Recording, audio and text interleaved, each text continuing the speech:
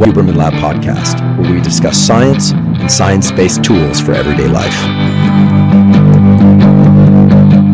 I'm Andrew Huberman, and I'm a professor of neurobiology and ophthalmology at Stanford School of Medicine.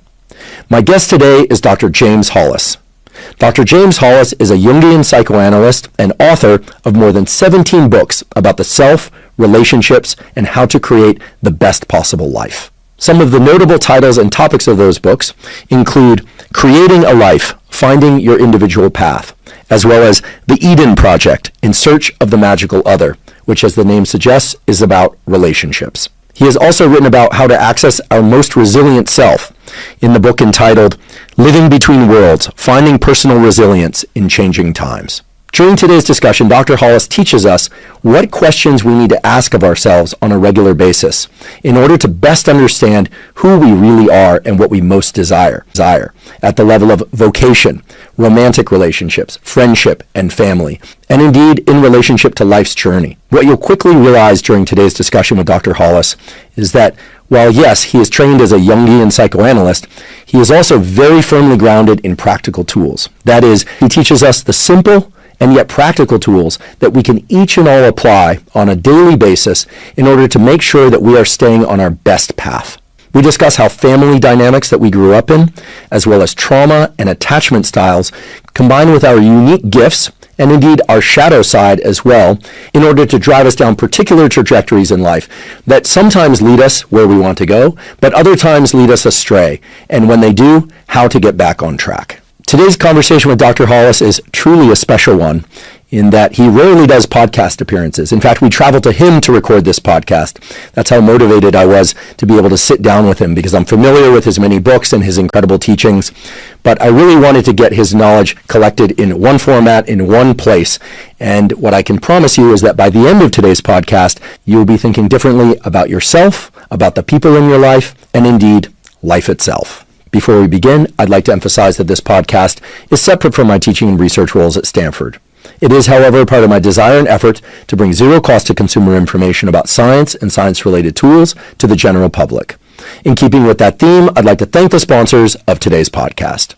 Our first sponsor is Matina. Matina makes loose-leaf and ready-to-drink yerba mate. Now, I've long been a fan of yerba mate as a source of caffeine, in part because of its high antioxidant content, as well as its ability to elevate glucagon-like peptide 1, or GLP-1, which leads to a slight appetite-suppressing effect, as well as its ability to regulate blood sugar and possible neuroprotective effects. I also just happen to love the way that yerba mate tastes. I'll sometimes drink it hot by pouring hot water over the loose-leaf yerba mate, and I'm particularly fond these days of drinking the zero-sugar cold brew Matina yerba mate that I helped develop. Now, I realize that there are a lot of different brands of loose-leaf and canned and bottled yerba mate out there, but the reason I like Matina the most is, first of all, it has absolutely the best taste of all of them. Secondly, they only use organic ingredients. And thirdly, because they offer low sugar and zero sugar varieties. If you'd like to try Matina, you can go to drinkmatina.com/Huberman. That's spelled drink MATEINA.com/Huberman. Right now, Matina is offering a free 1-pound bag of loose-leaf yerba mate tea and free shipping with the purchase of 2 cases of their cold brew yerba mate. Again, that's drinkmatina.com/Huberman. Today's episode is also brought to us by Juve. Juve makes medical-grade red light therapy devices.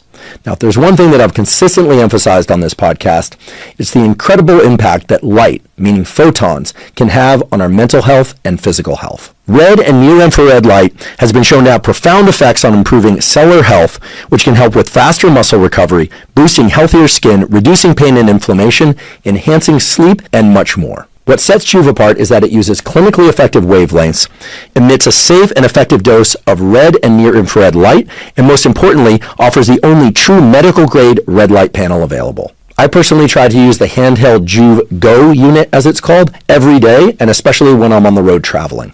If you'd like to try Juve, you can go to juve.com/Huberman. That's JOOV.com/Huberman. Juve is offering an exclusive discount to Huberman Lab podcast listeners with up to $400 off Juve products. Again, that's juve.com/Huberman. Today's episode is also brought to us by BetterHelp. BetterHelp offers professional therapy with a licensed therapist carried out online. Now, I've been going to therapy for well over 30 years. Initially, I didn't have a choice. It was a condition of being allowed to stay in school. But pretty soon I realized that therapy is extremely valuable. In fact, I consider doing regular therapy just as important as getting regular exercise, including cardiovascular exercise and resistance training, which of course I also do every week. The reason I know therapy is so valuable is that if you can find a therapist with whom you can develop a really good rapport, you not only get terrific support for some of the challenges in your life, but you also can derive tremendous insights from that therapy. Insights that can allow you to better not just your emotional life and your relationship life, but of course also the relationship to yourself and to your professional life, to all sorts of career goals. In fact, I see therapy as one of the key components for meshing together all aspects of one's life and being able to really direct one's focus and attention toward what really matters. If you'd like to try BetterHelp, go to betterhelp.com/Huberman to get 10% off your first month. Again, that's betterhelp.com/Huberman. And now for my discussion with Dr. James Hollis. Dr. James Hollis, such an honor and a pleasure to sit down with you. I'm a huge fan of your writing, and I'm excited to talk to you today. Thank you, Andrew. It's a privilege to be with you. Thank you. Let's talk about the self. This is something that I think people occasionally wonder about. You know, who am I? We wake up every day. We have some stable representation of who we are in our name most of the time. And we develop a self, a story based on what we know about our parents, our siblings, our life.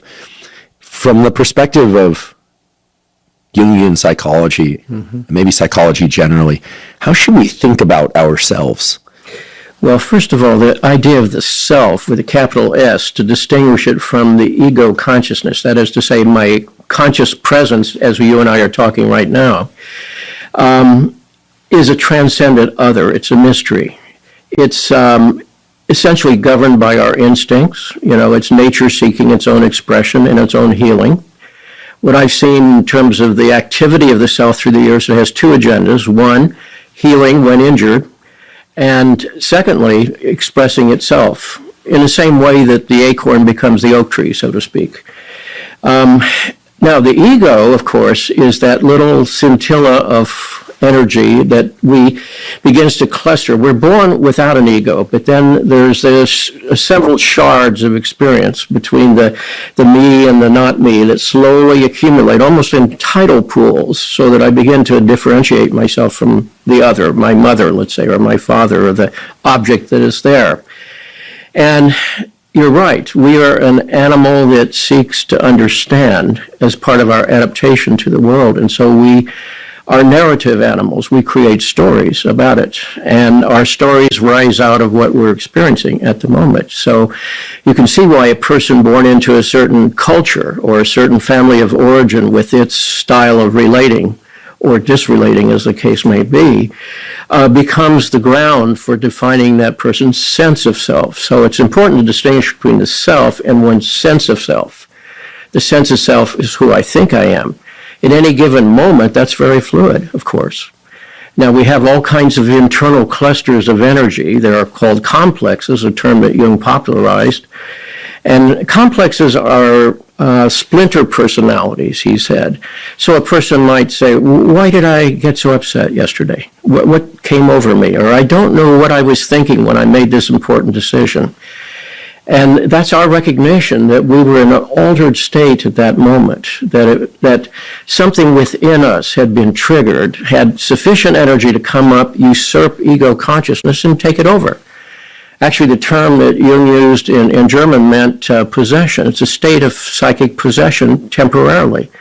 You know, we joke that lovers are fools or lovers are blind. So we know that people are they're caught in a certain projection onto the other. And, you know, that ultimately gets, resolved into some sort of reality through time and experience with that individual. But in that state of being, one senses that one's making the right decision. And no one wakes in the morning and says, for example, well, today I think I'm going to do the same stupid, counterproductive things I've done for decades, but there's a good chance we will. Why? Because we have certain clusters of energy in us that are regularly triggered. When triggered, they catalyze a response in the ego that enacts that program.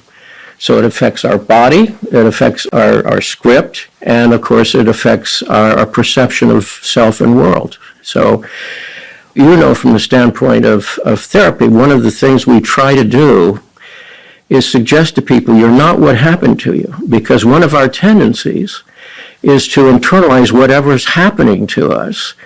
And thinking of that defines us. Of course, the younger, the less formed we are, the more we're likely to be defined by poverty or by disease or by alcoholism or by sexism or whatever the social constructs are into which we're born, as well as the psychodynamics of the family of origin.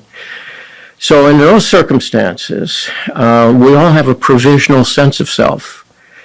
And if you have a culture that says this is who you are, this is what your orders are, your marching orders, here's your script, and the more authoritarian the culture, or the more traumatic one's environmental situation and family of origin, the more likely I'm going to be reacting to that. So when I've had an experience, I'm either going to repeat it, or I'm going to try to run from it, or maybe I'll be spending my life trying to treat it in some way that I'm not aware of. This activates many people into the healing professions, by the way, whether it's clergy, nursing, therapy, etc., etc. That's often a sensitive child in the family who feels, I have to try to stabilize my environment in order to sort of get things back to a normal state, whatever that might be, so that then it can be there for me. But of course, that never quite happens. You know, the child can't fix a parent, you see. And so many people in the helping professions are driven there by a powerful internalized message, which becomes their sense of self. So it's a long-winded way of saying there's a distinction between the self, which is the natural organic development of this organism. You know, as we're speaking, it's growing our toenails, digesting our breakfast, dentating, emoting, and so forth. Most of that's autonomous activity.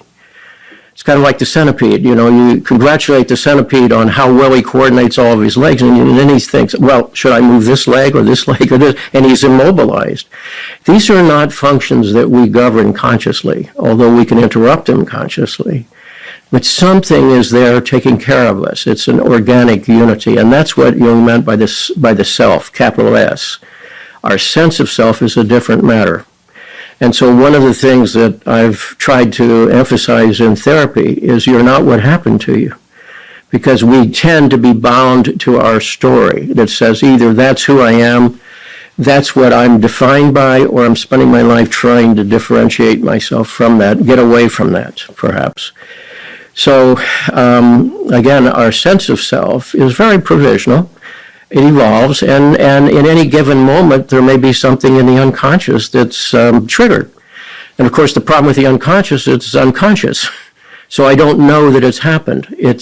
I have the unconscious triggered. It has the power to rise, take over provisionally, spin out its program, and then after a while, you know, it recedes back into the unconscious. And as I said, sometimes people will stop and say, well, I wonder what was behind that decision, or why did I choose that path, or what in me is blocking me from doing what I know is right for me. You know, as Paul said in the letter to the Romans, though I know the good, I do not do the good. Well, why not? Well, he saw his insufficiency of will, but we know it's more than that. We know that there are unconscious factors at work that have a certain autonomy, and the more unconscious they are, the greater their autonomy will prove to be. If they are unconscious and they're driving us sometimes into states, other times traits, I mean, and that's perhaps an interesting discussion in and of itself, is, you know, what's the difference between a state of mind and body and a trait. But if it's unconscious, what chance do we stand to overcome these things? I mean, how does the awareness come about? Can we do it on our own? Does it require a reflection from a trained professional? And if so, you know, when we become conscious of something, does that immediately flip a switch? Or does it require constant returning to, you know, seeing and, forcing the unconscious to become conscious over and over again? Sure.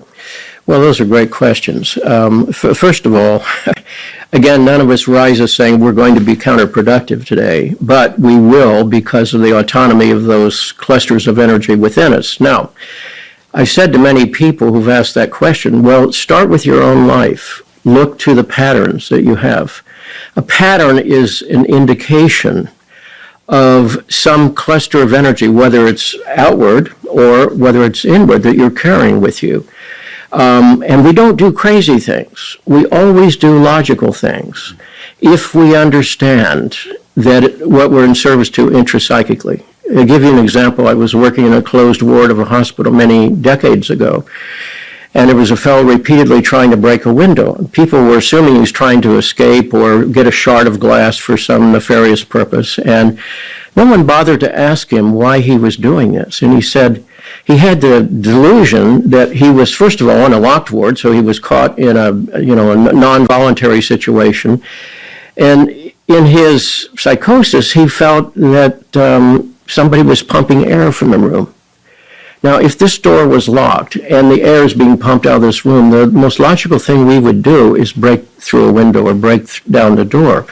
So his behavior was logical based on the premise. Now, the premise is often inaccurate or tied to one place but gets extrapolated to another one somewhere else. And then we are responding logically to that premise. So you start with your own life, particularly the places where you find these are self-defeating behaviors or behaviors that are hurtful to you and someone else. And then you say, since that's not my conscious intention, and yet there it is as part of my history, then I have to say, all right, what is it within me that, has the kind of power to take over my ego consciousness? Now, just to back off for a moment here, I think we're only conscious in the ego dealing with reality a few times during the course of a day. My favorite analogy is when you get up in the morning and you step in the shower, it's too hot or too cold, so you change the water temperature. Well, that's the ego in its proper function. It's being adaptive to its reality. It's being protective at that moment. It's achieving the optimum situation for you. But from the rest of the time on, when that same ego is flooded by other material, some of which is conscious, who gets the kids today after school, how do I get to the work on time, etc. But underneath that are other drivers that have to do with fear-based responses or adaptive responses that were perhaps once protective, but later, we weren't born with them, but we acquired them along life's highway. So what was once protective often becomes constrictive later and creates those patterns. So number one, you start with your patterns. Secondly, and everyone sort of laughs at this, but there's a certain truth to this, you might talk to those around you, such as your spouse or your closest partner or your children, and ask them about what they see in us, if you can bear to hear what they have to say. And to say, where is it you see me being hurtful to myself or others, or where is it that I get in your face in an inappropriate way? And then we usually have something to inform us with. Thirdly, we pay attention to our dreams because we don't choose to dream, but sleep research tells us that we average about 6 dreams per night. And that's a lot of activity. Nature doesn't waste energy. It's processing something. And it's not just processing. If we pay attention over time, you begin to realize it has a point of view. Another way of putting this is the psyche, which is the term I would use here, and that's the Greek word for soul, by the way. The psyche, has its own intentionality. It's omnipresent, and it's commenting. And it comments in terms of our feeling function. You don't choose your feelings. Feelings are autonomous responses to what has happened. You can repress them, suppress them, anesthetize them, project them onto others, but you are, in the end, a creature that has an autonomous feeling response. Secondly, we have energy systems. If I'm doing what's right for me, the energy's there. The flow is there. We can mobilize our energy, and we have to in life, to get up and feed the baby at 2 a.m. or, put in our 40-hour week or whatever the requirements are. But over time, forcing the energy system leads, as we know, to boredom and burnout and ultimately depression. often with self-medication attached to that. Thirdly, we have dreams, which comment. Fourthly, most importantly, is the question of meaning. If what we're doing is meaningful, as understood by the psyche, it will support us, even in the face of suffering and sacrifice and so forth. If what we're doing is wrong, as seen by the psyche, then over time it begins to pathologize.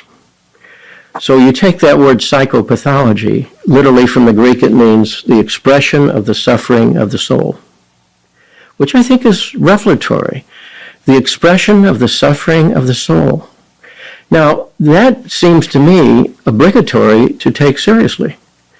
If my soul, and again, that's a metaphor, people look for the soul throughout history, and you can't find it in the pineal gland, for example.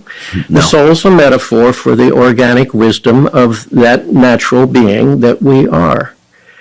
The soul is a metaphor for this purposeful expression of the organism. It is purposeful. In other words, a question that occupies all of us in childhood and throughout the first half of life at least, if not an entire lifetime, is what does the world want of me? What do my parents want from me? What does my school teacher want me? What do the playmates expect of me? What does the partner want from me? What does the employer want? All of these are reality-based encounters with the demands of the environment. And part of what we have to do is develop enough ego strength to create a provisional sense of self and a provisional functional self to deal with those expectations. But then when you've done that, why are you still here? What's the purpose? Are you simply here to be a creature of adaptations? Now, without those adaptations, we would be overwhelmed typically by the circumstances of our lives, so we accommodate them in some way. But in the second half of life, and I'm using that term very loosely, the real question is, what does the soul want of me? What does the psyche want of me? And that's a different question. Then the issue comes up, what is it that is wishing expression in the world through me? That's a different question than what does the world ask of me. The people that we would most admire in history are people who in some way found and lived out what the soul was asking of them. It didn't spare them from suffering, sometimes even martyrdom. It doesn't spare you from conflict and pain, maybe isolation, maybe exile, but you're fed by the purposefulness of it. Take that away and life is pretty empty.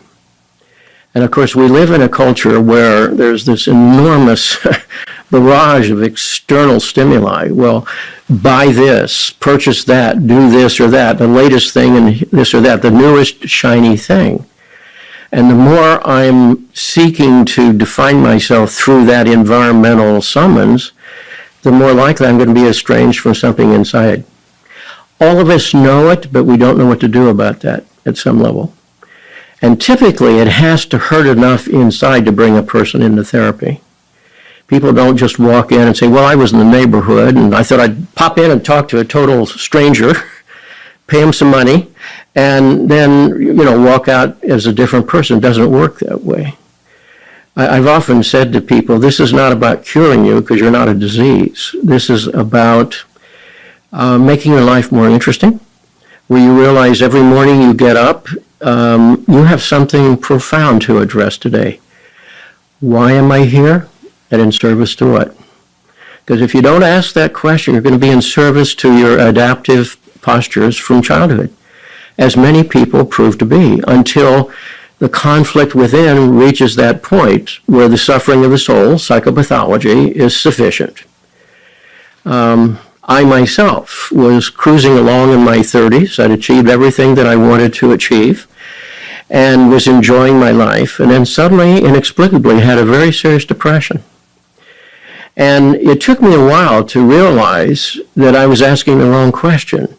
The first question that occurs to a person under those circumstances is, how quickly do I get rid of this? Give me 5 easy steps or a pill for that or whatever. I didn't understand. The real question is, why has your psyche autonomously withdrawn its approval and support from the agenda that you've been addressing? It was a good agenda.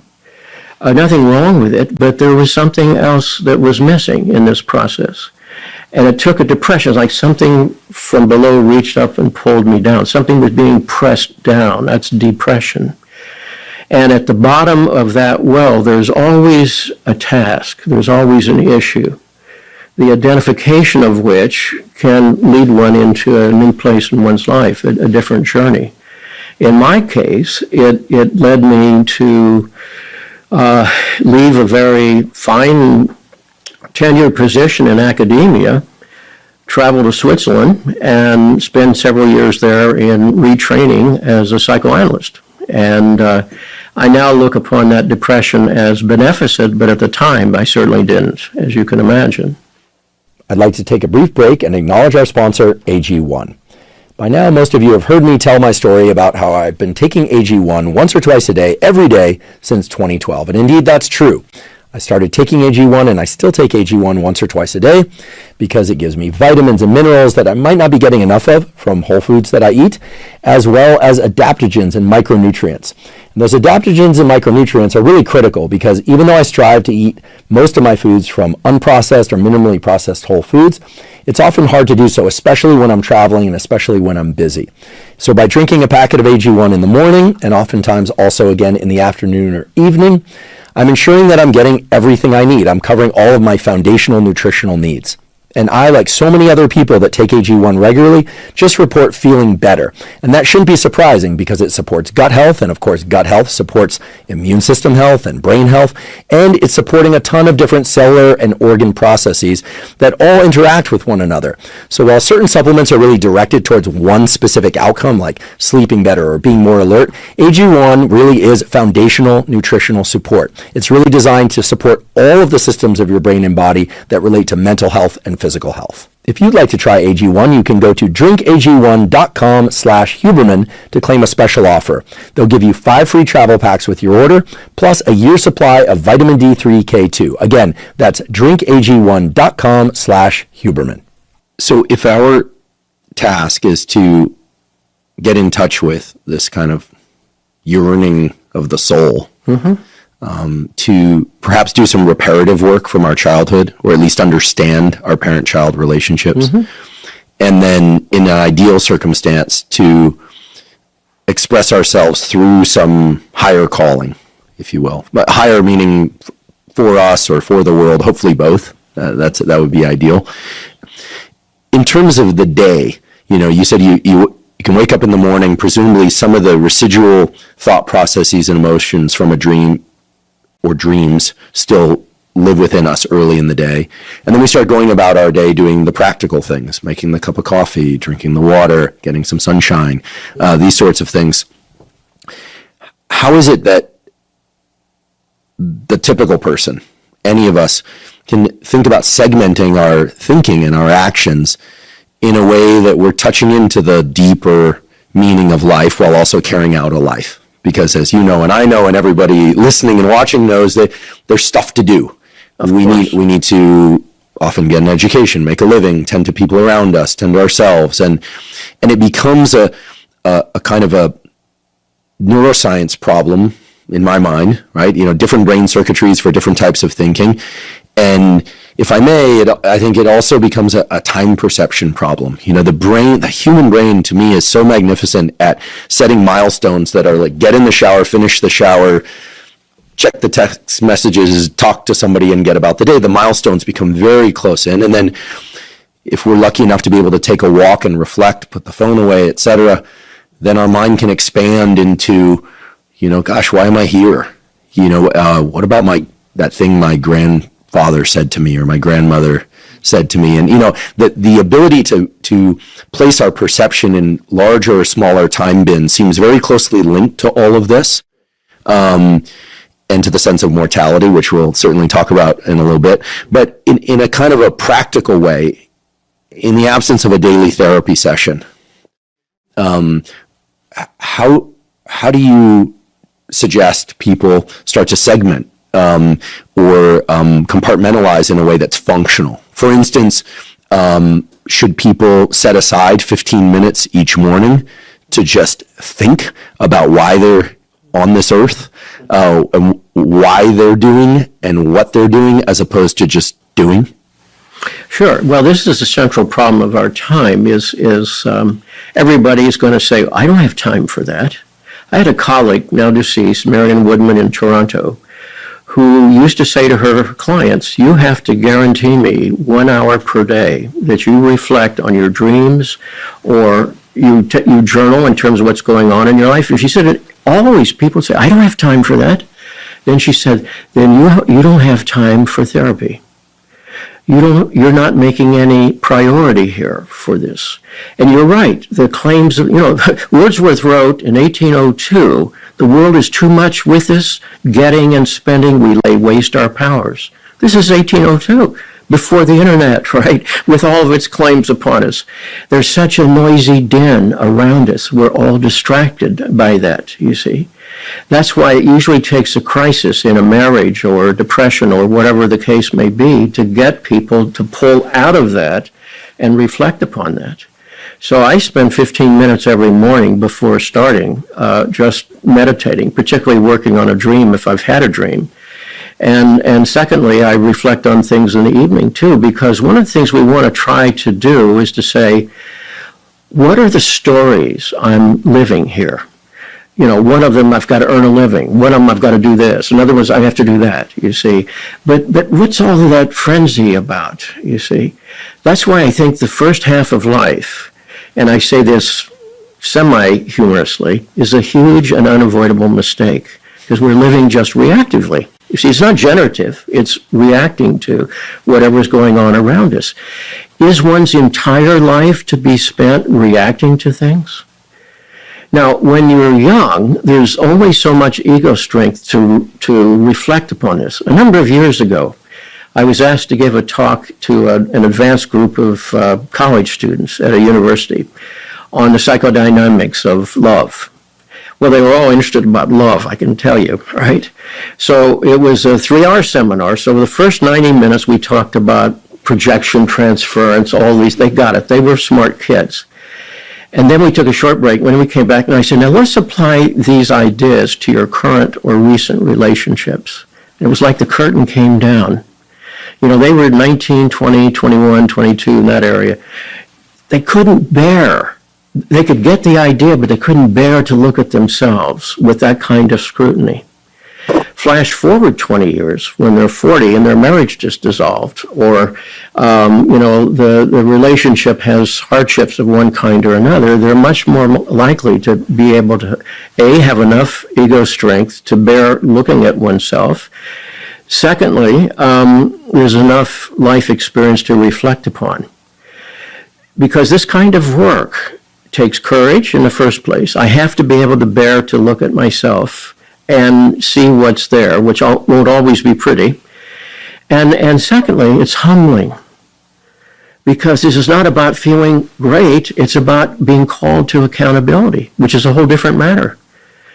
To be an adult is not just to have a big body, it's to know that I'm accountable for what's spilling into the world through me.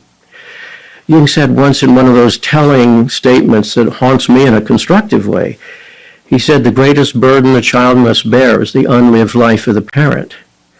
So where I'm stuck as a person, my children will be stuck, or they'll be spending their life trying to get unstuck, you see.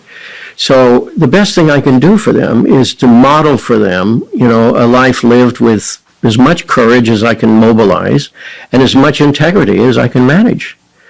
And in doing that, it not only models, it gives permission to them. One of the things I've found for many people is they don't really feel permission to feel what they feel, desire what they desire, go out and fight for what matters to them. Because life, we learn early, is conditional. You will be acceptable in this family, you will perhaps be loved, you'll be rewarded, or you'll be punished if you meet these conditions. And if you don't meet the conditions, a lot of people put conditions on their children, A lot of people are still living through their children. If you forgive the joke here, there's an old joke about Jewish mothers. The fetus is not considered full term until it's graduated from medical school, you see. And it's a joke about a cultural expectation and carrying someone else's unfinished business in a way in which, is to make them feel good rather than serve what is wanting expression through you, which is quite a different matter. So one of the things one has to do is seize permission to realize life is short. We're here a very brief time, and the summons is to live your journey as honestly as you can. And when you do, it ultimately serves other people. It's not selfish. It's actually serving the self, if you will. It's not narcissistic. It's not self-absorption. It's actually humbling. I would never imagine as a child that I would spend my adult life listening to people suffering. And yet that's my day job. And I'm humbled to be invited into the lives of other people. It's profoundly meaningful. I can't imagine living without that. At the same time, it's not fun, it's not pleasant, but it's profoundly meaningful. That's the distinction. That's why of those various sources of insight that we can have into our lives, you have to ask about what is most meaningful to me, as defined by the psyche, not by the culture around you. Because what the culture says, it's all about being successful. It's all about making money. It's about living in this neighborhood. It's about buying that object. And if that worked, we would know it. It obviously doesn't. So that's what brings us back to that humbling moment that maybe I'm not living my life. Søren Kierkegaard, the Danish theologian in Copenhagen in the 19th century, talked about a man who was shocked to find his name in the obituary column, and he hadn't realized he died because he hadn't realized that he was here in the first place. Now, this is Kierkegaard talking in the middle of the 19th century. Think about the ramping up of the stimuli around us, the steady drum. Among young people, you take away their cell phone, they experience enormous anxiety because this is their link to the world, and yet it's constantly making demands upon them. So again, underneath all of this is we have an appointment with our own souls. And the question is, are you going to show up for the appointment? And I thought I had, but my psyche thought otherwise. So it was in the midst of a serious depression that I began showing up.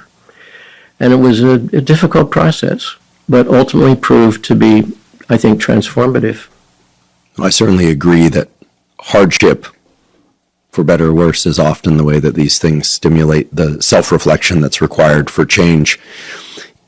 There seems to be a tricky situation whereby, on the one hand, I'm hearing, and I agree, that it all starts with being very honest with oneself about what one really wants. Yeah. And I love and thank you for mentioning this 15 minutes in the early part of the day, perhaps ideally 15 minutes at the end of the day, where one takes time away from input from others of any form, electronic or otherwise, to just reflect on what's inside. And the messages coming up through dreams and reflection, etc. So important. Mm-hmm. And may I just add another piece? Forgive the interruption, but I've often said to individuals, it's not so much what you believe, feel, or do, it's what it's in service to inside of you. That's an important distinction. So I may think I've done a good thing when it's really an old codependence, or it's a way of avoiding conflict, or it's a fear-driven response. We have to always be asking, but what was that in service to inside of me? And you may not know at first, but you keep asking the question, and it'll start, rising to the surface. You begin to recognize that. That's how we begin to identify some of those internal drivers that we call the complexes, because again, they're clusters of energy with the power to create a provisional personality. And many times people are identified with their complex. That's who I am. I am what I do. Or I am my performance. Rather than beneath all of this is a human being who is wandering through life, afraid of dying, trying to avoid pain as much as possible, and hoping that someone's going to step in and make it all right. Well, I'm certainly familiar with the feeling of recognizing what I want, but being afraid that if I were to express that it would not would not be accepted. Certainly. And that certainly can create problems. I'm also familiar with recognizing what I want and stating it very clearly, and some people, fortunately, responding well. But I think it's fair to say, at least based on my experience, that when we are really honest with ourselves and with others, it doesn't always land well, right? That's right. I pay a lot of attention, probably too much, to messaging on social media in the landscape of science and health. It's just kind of the world I live in much of the time these days. And what I notice is that there's a real gravitational pull of people to, let's call them whatever they are, influencers, public figures, or that are just very clear about who they are, at least in their own self-perception. But then herein lies the twist, it seems, is that what I'm hearing is that often our self-perception is not accurate. That's correct. And it's almost futile to try and convince people that we are who we believe we are, right? Mm-hmm. And I have a theory that's emerging. It's not a formal theory, that the internet and in particular social media is borderline. It weaves back and forth between sane and psychotic. Yes. As if a borderline person would, projecting either adoration or total disgust. And I warn anybody now, including myself, if you're going on social media, you're interacting with a borderline organism. So you need to be prepared to be told in various ways, sometimes subtle, sometimes overt, that you're terrible. And you also need to be prepared for immense reward and being told that you're spectacular simply by being there. That's what it is to interact with a borderline person. And there's no controlling or predicting their flips. So in any event, that's a little, theory that's emerging. Why wouldn't it be that way, right? You're the psychologist, but why wouldn't it be that way? Because ultimately, social media is the emerging property of all these individuals. Okay, so you've made it clear how one way to anchor to the self and get in touch with what's really going on inside. Yes. Reflecting on dreams, reflecting on what geysers to the surface, journaling perhaps, meditation, ideally twice a day, perhaps therapy as well would be ideal. Yes. But then we move about our day, and we do our best to be the best version of ourselves. Right. And when we get positive feedback, we tend to, I think, as neurobiological, psychological organisms, do more of that. Do more of that. Yes. And it's sort of a bank account of sorts. We're going for a net positive balance. And we tend to do less of the things that give us negative feedback, except perhaps go to social media, where people seem to go on there specifically for friction-based interactions as well, which is its own thing. So as we move through life, first half of life, second half of life, how is it that we can orient in time, as I kind of put it before? How can we carry out these daily or weekly or maybe yearly reflections in a way that really serves us well? I mean, do you recommend one day a week stepping away from everything? Do you recommend doing retreats of sort? Do you recommend that people keep a life journal? Is the story and seeing how one story evolves, is this useful? What I'm trying to do here is kind of orient people to some practical tools. Sure.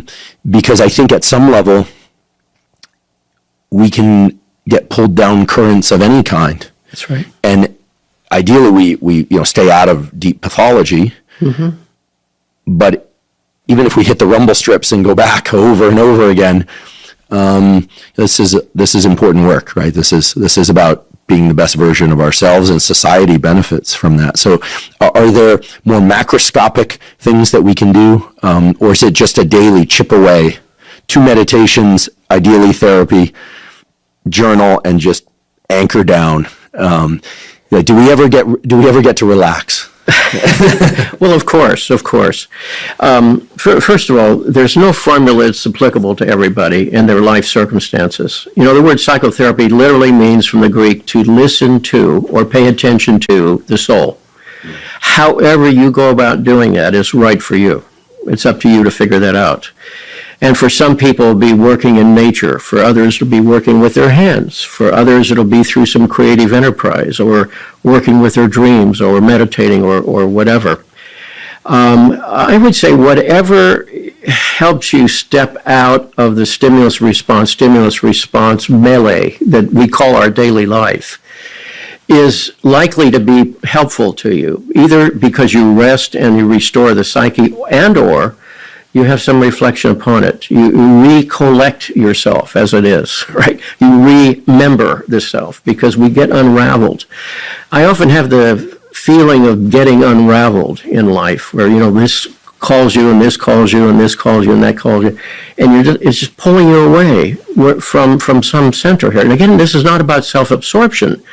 But if I'm not in connection with something abiding here, my behaviors or choices there are not going to be very helpful in the long run, you see.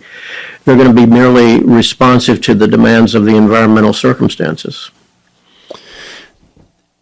One thing I enjoy doing from time to time is drawing. I like doing anatomical drawings and things of that sort. And I find that if I engage in an activity that absorbs all of my attention, yes, even though I have zero -1 aspirations of becoming a commercial artist or something of that sort, that two things happen.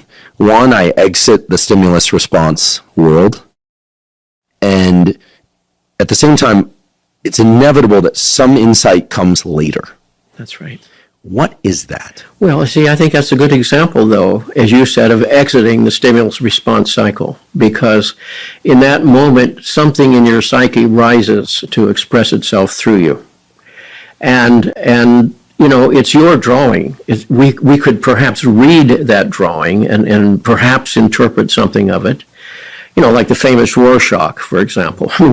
Rorschach's an ink blot. When's an ink blot not an ink blot? Well, when I confabulate a response to it, you see, and that response is indicative of what is going on inside of me. So that's a good example. I mean, for some people, they have those moments when they're out jogging, for example, or riding a bicycle, or whatever it does, listening to music. There's no right path for everyone. It's like find the place where you're able to be alone with yourself. And if you can tolerate being with yourself and you pay attention, something will start coming up, you see. And ultimately, ironically, that's the cure to the great disease of our time, which is loneliness.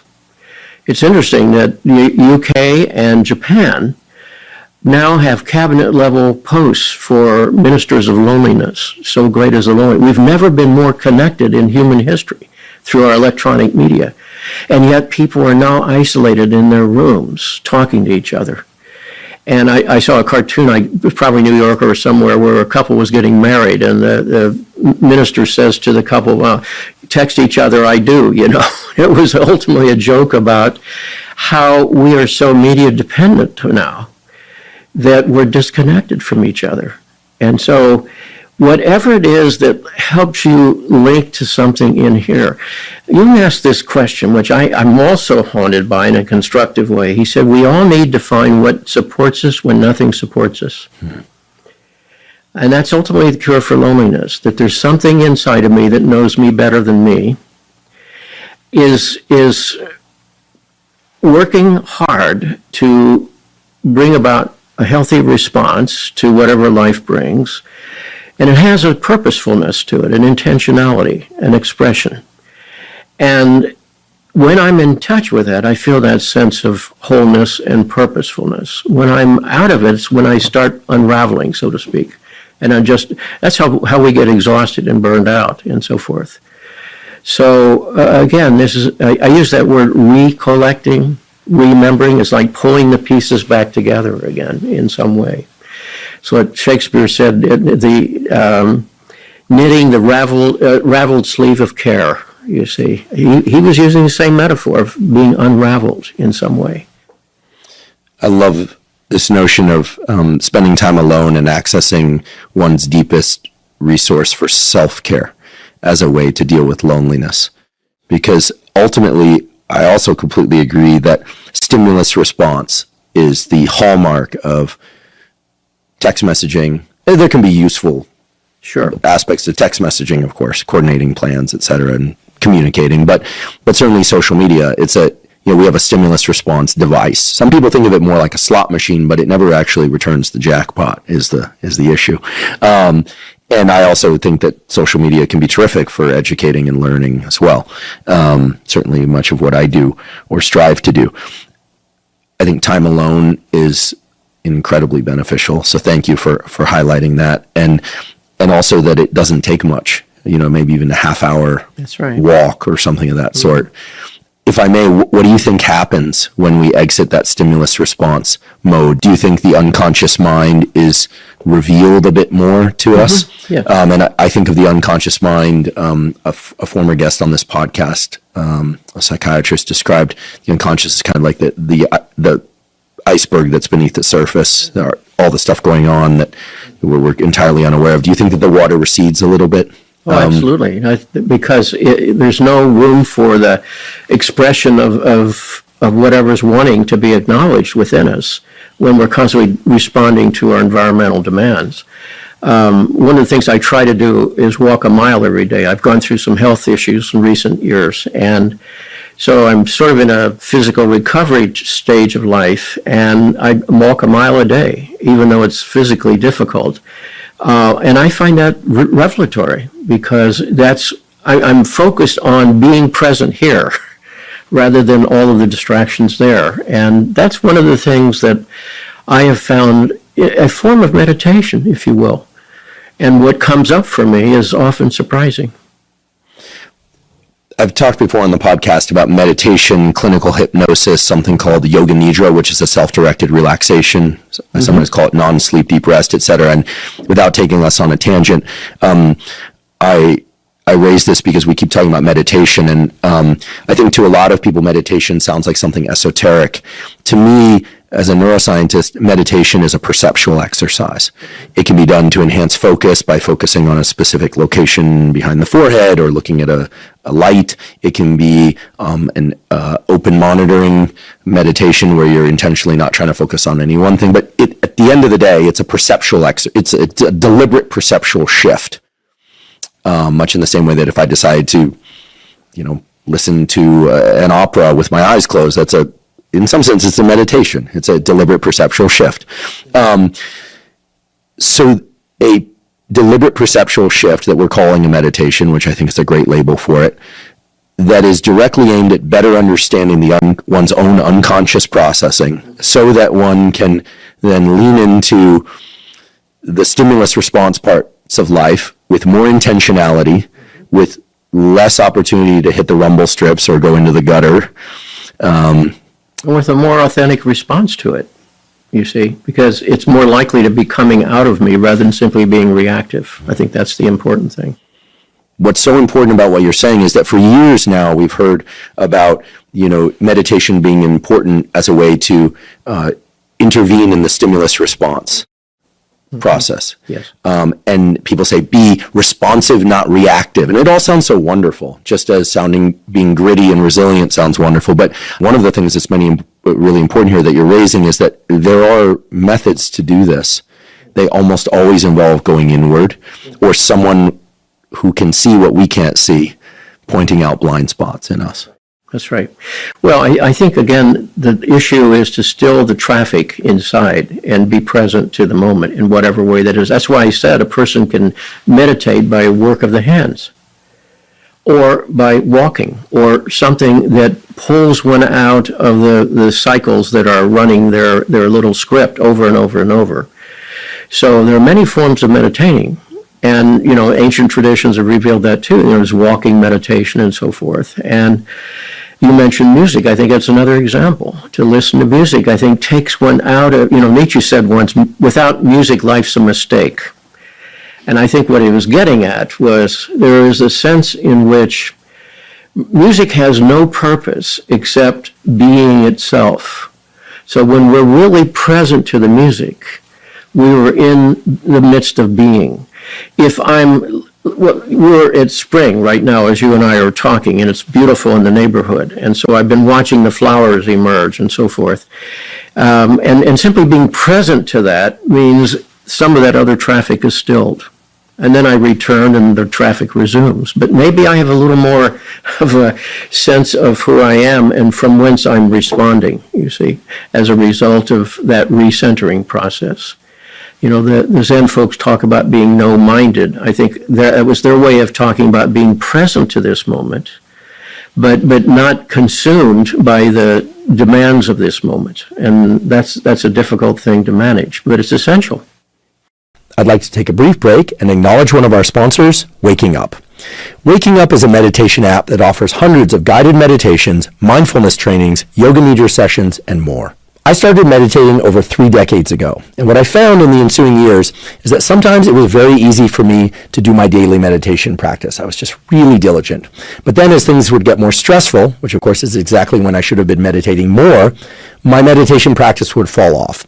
With Waking Up, they make it very easy to find and consistently use a given meditation practice. It has very convenient reminders, and they come in different durations. So even if you just have 1 minute or 5 minutes to meditate, you can still get your meditation in, which research shows is still highly beneficial. In addition to the many different meditations on the Waking Up app, they also have yoga nidra sessions, which are a form of non-sleep deep rest that I personally find is extremely valuable for restoring mental and physical vigor. I tend to do a yoga nidra lasting anywhere from 10 to 20 minutes at least once a day.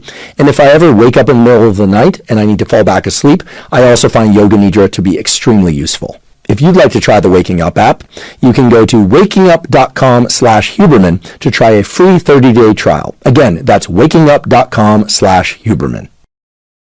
Perhaps we can talk about the shadow, this notion of the shadow. Sounds very ominous. What is the shadow, and are people aware of their shadows? And if they're not, how can they become aware of them? And how can they work with them? Well, a shadow is Jung's metaphor for those parts of our own psyche and or our affiliation with groups, for example, whether it's a religious group, educational group, a national identity, that when brought to consciousness, we find troubling, perhaps contradictory to our values, or inimical to our sense of self-worth or something like that. For example, typical shadow issues include our capacity for jealousy and for envy, for aggression, for greed, etc., etc. We don't want to acknowledge those things, but since when are we exempt from the human condition? The wisest thing ever said about the shadow came from the Latin playwright Terence 2 millennia ago, who said, nothing human is alien to me. Now, I think that's important to recognize. In me, I carry the entire capacity of human nature to express itself. Some of those forms of expressions will be acceptable to the society or to my psychological culture, and some will not be. And that's the shadow material. And, there's the personal shadow and there are group shadows, because nations can be possessed by bloodlust, for example, or a fashion is a shadow issue where everybody has to look the same way and dress the same way and so forth. The more insecure I am as a person, the more likely I'm going to try to look around me for what are the clues so I can fit in, be like others, and therefore I'll be acceptable, you see. That's not a federal crime. That's a very deep complex that is left over from childhood. I'm not here to fit in. I'm here to be who I am, which at times will fit in and other times it won't. But that's okay, because I'm at least in good relationships to myself at that point. So typically the shadow manifests as being unconscious, therefore it just spills into the world through us. A perfect example of shadow issues, as I mentioned before, is parents expecting their children to grow up and have, the same kind of values that I have, for example, same religious views, marry somebody that I find acceptable, etc., etc. Well, that's not really loving the otherness of the other, is it? It's not really loving the child for their own journey. That's them carrying some piece of their own unfinished business. Secondly, we disown the shadow by projecting on some, those people across the border there, they're the carrier. They're what's wrong with this world, you see. I disown the shadow in myself by seeing it in everybody else around me. Jung actually said what often we find troubling in another person is because they're expressing something within our own unconscious. As a certain itinerant rabbi said 2 millennia ago, I can see the speck in your eye but miss the log in my own. That's a perfect illustration of what the shadow is. Thirdly, one can get caught up in it. That's at times what rock concerts are, mass events, people are caught up in a mob mentality, where you lose your sense of individual ego identity and become subsumed into a collective mood. And, that could be a hanging mob, for example, as has happened in history too many times. And it could be a force for good or a force for evil. But again, the larger the group, the lower the level of consciousness of the individuals in that group.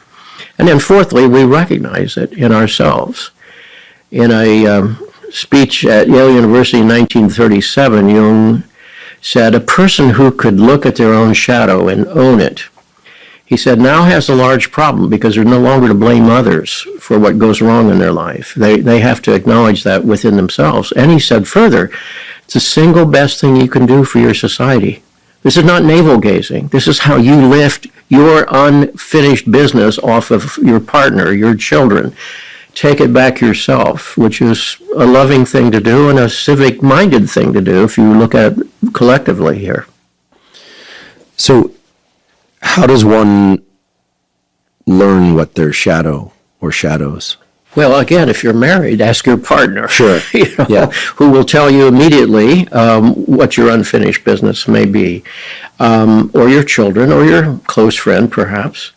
It shows up in dreams. Freud talked about a young man who's disowned the content of his dream. He says, well, I don't, Freud said, well, whose dream do you think that was? It was your dream. You have to acknowledge that was embodying something within you.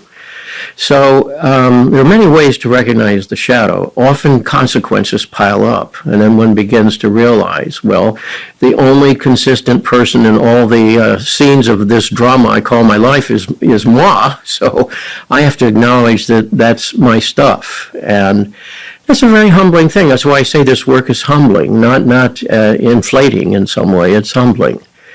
So again, shadow work is never going to be popular because it means I'm taking responsibility. And yet, what else would being a human being who's responsible and adult-like do except accept responsibility, you see? It's one of the definitions, I would say, of an adult person is I know I'm accountable for what spills in the world through me. Yes, I'm responding to various things that happen around me, but sooner or later, I'm the one bringing my stories, my conditioned responses, and something of my shadow to the mix and responding out of that. Now, that's a witch's brew at times, as you could imagine. At the same time, you recognize, all right, but that's my business to address, because if I don't, it just continues. What I observe in the world and what I've experienced before is that certainly we all have shadow sides. Me, everybody. I mean, yes. I think that's I think anyone that doesn't believe that is perhaps not of Homo sapiens. Maybe other animals have shadows too. Who knows? But that when shadows clash, it becomes very confusing because given what you're saying, very few people address their shadows. And these days, especially, there's no need to make this political. This is just social. Sure. We see mobs forming. As you said, the larger the group, the lower the level of consciousness. And then it becomes even more challenging to address one's shadow when A, there's the perception of an attack. Mm-hmm. B, that attack oftentimes is the reflection of the other group's shadow. And C, people find refuge with people who have similar shadow yes. processes. So it, not to be pessimistic here, but perhaps the answer is what you referred to before, is to go inward to the self. Work with somebody or somebody close to you that has your best interest in mind, truly best interest in mind, and then try to resolve that. Well, yes, and very few people are willing to do that. That's what polarizes societies, polarizes groups, and so forth. It's comforting to find like-minded people, but then they're both caught in the same complex is another way of putting that. So ultimately, whatever reality is, it's going to wear through that and reveal something that's going to be pretty disconcerting to individuals who are caught in a collective identification that way. You know, the shadow comes because our human nature is thrust into various social situations. We can't help but have a shadow. You know, we have to socialize a child. We learn to use a knife and a fork and not take our siblings' food and that sort of thing. You learn to look both ways before you cross the street. There's socialization that's important, and yet the greater the socialization, the more likely there's going to be an interruption. I mean, think about those cultures where people are forced to dress alike for some form of unity or conformity. Think about where a person might have a special gift or talent, but it's not appreciated in family X or Y. Well, where does that natural form of expression go? It pathologizes as depression, or it comes out in compensatory dreams, or in projections onto someone else, or it makes the person ill. You know, the unlived life can make a person ill. There's a sickness unto death, as Kierkegaard talked about it. You know, it's that sickness where the human spirit is being repetitively violated, and much in our culture violates our spirits. And spirit is not something you will, it's something that is the quickening of life's energy in service to something. And if your family or your situation imposes itself upon that, to give a quick example, my own family of origin was one in which they were, by the circumstances of decades ago, unable to attain an education. My father worked in a factory, my mother was a secretary. And for them, life was a series of shaming events and overwhelming events. And the message to me, both overt and covert, is don't go out there. It's too big. It's too much. Stay here and we'll take care of each other. So one of the first things I did when I was 18 was left. I went to college and came back for vacations, but I left psychologically at that point. Something in me knew that I had to have a larger life than that. And I say that with love and respect and compassion for my parents.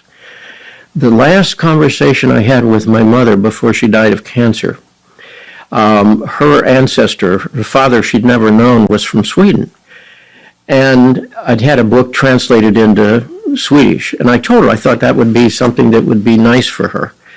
And she was horrified. It's like, why have you written it? What are they saying? And I thought she meant reviewers at first. And I realized that's the voice I heard in childhood.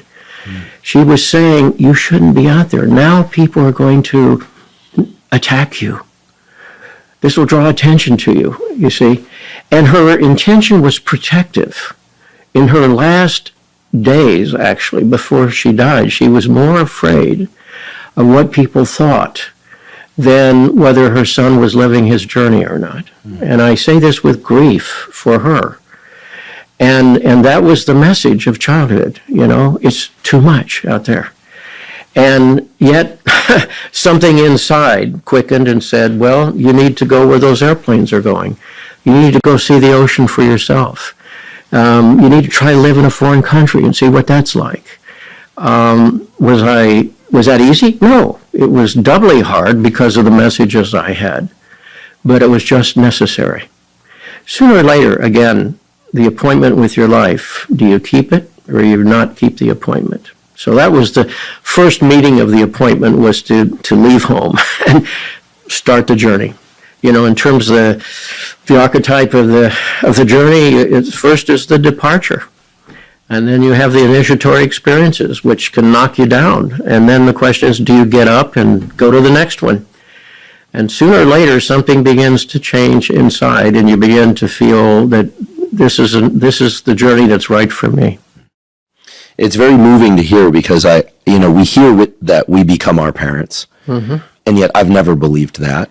I believe that for whatever reason, inside us that we either adopt their traits unconsciously or consciously, or we resist them 180 degrees in the other direction. There doesn't seem to be a 90-degree response. That's right. As your example beautifully illustrates, that there's something in the brain and in the human psyche that either says, yeah, okay, like that's just the way life is, for better or worse, or says no. And, I feel, I'm 48 years old, so I'm still learning to be a full adult. I like to think there's some neuroplasticity left. Science tells us there's neuroplasticity throughout the lifespan. So I do believe that. But I feel like so much of being an adult, perhaps just being a human being, is about learning to stand one's ground and say, no, that's me, and this is what's right for me, and you're wrong, crazy, or just different, and we agree to disagree. And then there's the other half of being an adult, which is saying, oh, goodness, you might be right. Maybe you are right. Okay, you're right. I screwed up, or I need to at least think about this differently. And the hard work of being a human, I think, is knowing when you are dealing with incoming messages that are real. They could be from a healthy source or an unhealthy source. It's complicated. And this is why I mentioned this thing about the internet and social media in particular earlier. I do believe it's borderline. I think if you were to remove the names and the faces, and you would just put that into a script, you'd say this is a dialogue coming from a borderline person, weaving back and forth across the line, literally, of healthy and psychotic. And so as a human, especially nowadays, it's complicated. We don't just live in little villages where we go, okay, well, that person tends to kind of, spin off, and that person seems very grounded, but occasionally makes mistakes too, And so I feel like so much of the work of being I said an adult, but I'm going to replace that with just a human, is trying to know thyself, right, as the Oracle said, and own thyself and report that into the world, but also to be semi-permeable in a way that's functional, is such hard work. Because in both cases, the adoption of what we were told and what was ingrained in us and is unconscious, so that we just live out the script of our parents, or where we say, no, I'm going to leave this little town, or I'm not going to live life or relationships that way at all. I'm going to do it this other completely different way, maybe unconventional way. Both have an element of reactivity in them, and certainly both have an element of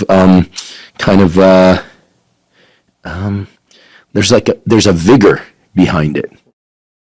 Sure. No, your point is very well taken and appropriate, because it is a paradox. First of all, in the Eden Project, a book I wrote on relationship and subtitled The Search for the Magical Other, there is inside of us this infantile and understandable desire to find the right person who's going to make our life work for us, who's going to take care of us, meet our needs, read our minds, etc., you see. And the other person has that going on in them, so they project that onto us. You wonder why relationships get so complex, you see. But the great gift of relationship, if you can tolerate it, is the otherness of the other produces the dialectic, it produces the enlargement that comes from encountering the other. I've learned so much from my wife, and I believe she's learned a few things from me. Our ongoing dialogue, because we're both similar and very different at the same time, is one that has at times been conflictual, naturally, but most of the time is a pattern of growth, because we are allowed to bring in that other perspective and see the same reality. My wife has taught me to see some things that I wouldn't have seen before, because she has an artist's eye.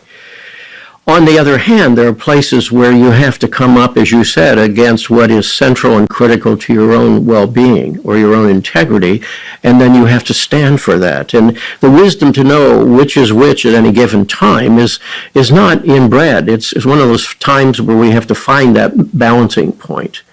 between legitimate dialogue and compromise and sacrifice in a relationship. There's a place for sacrifice. But at the same time, there's a place where you have to say, all right, but I also have to separate myself here and stand for this on the other side of that. And, it takes a Solomonic wisdom to know always what's right. But over time, I think one can get a sense of what that's about. So, again, that's why we have to individuate as individuals by definition, but also in relationship.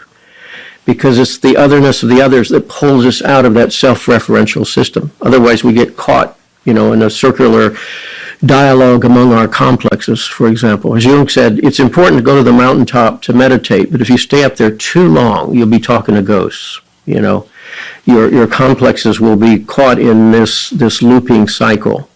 And you need the other to pull you out of that into the presence of the other. And it's out of that the third comes. Joseph Campbell made an important distinction once. He said about committed relationship. He said, if you're constantly sacrificing to the other,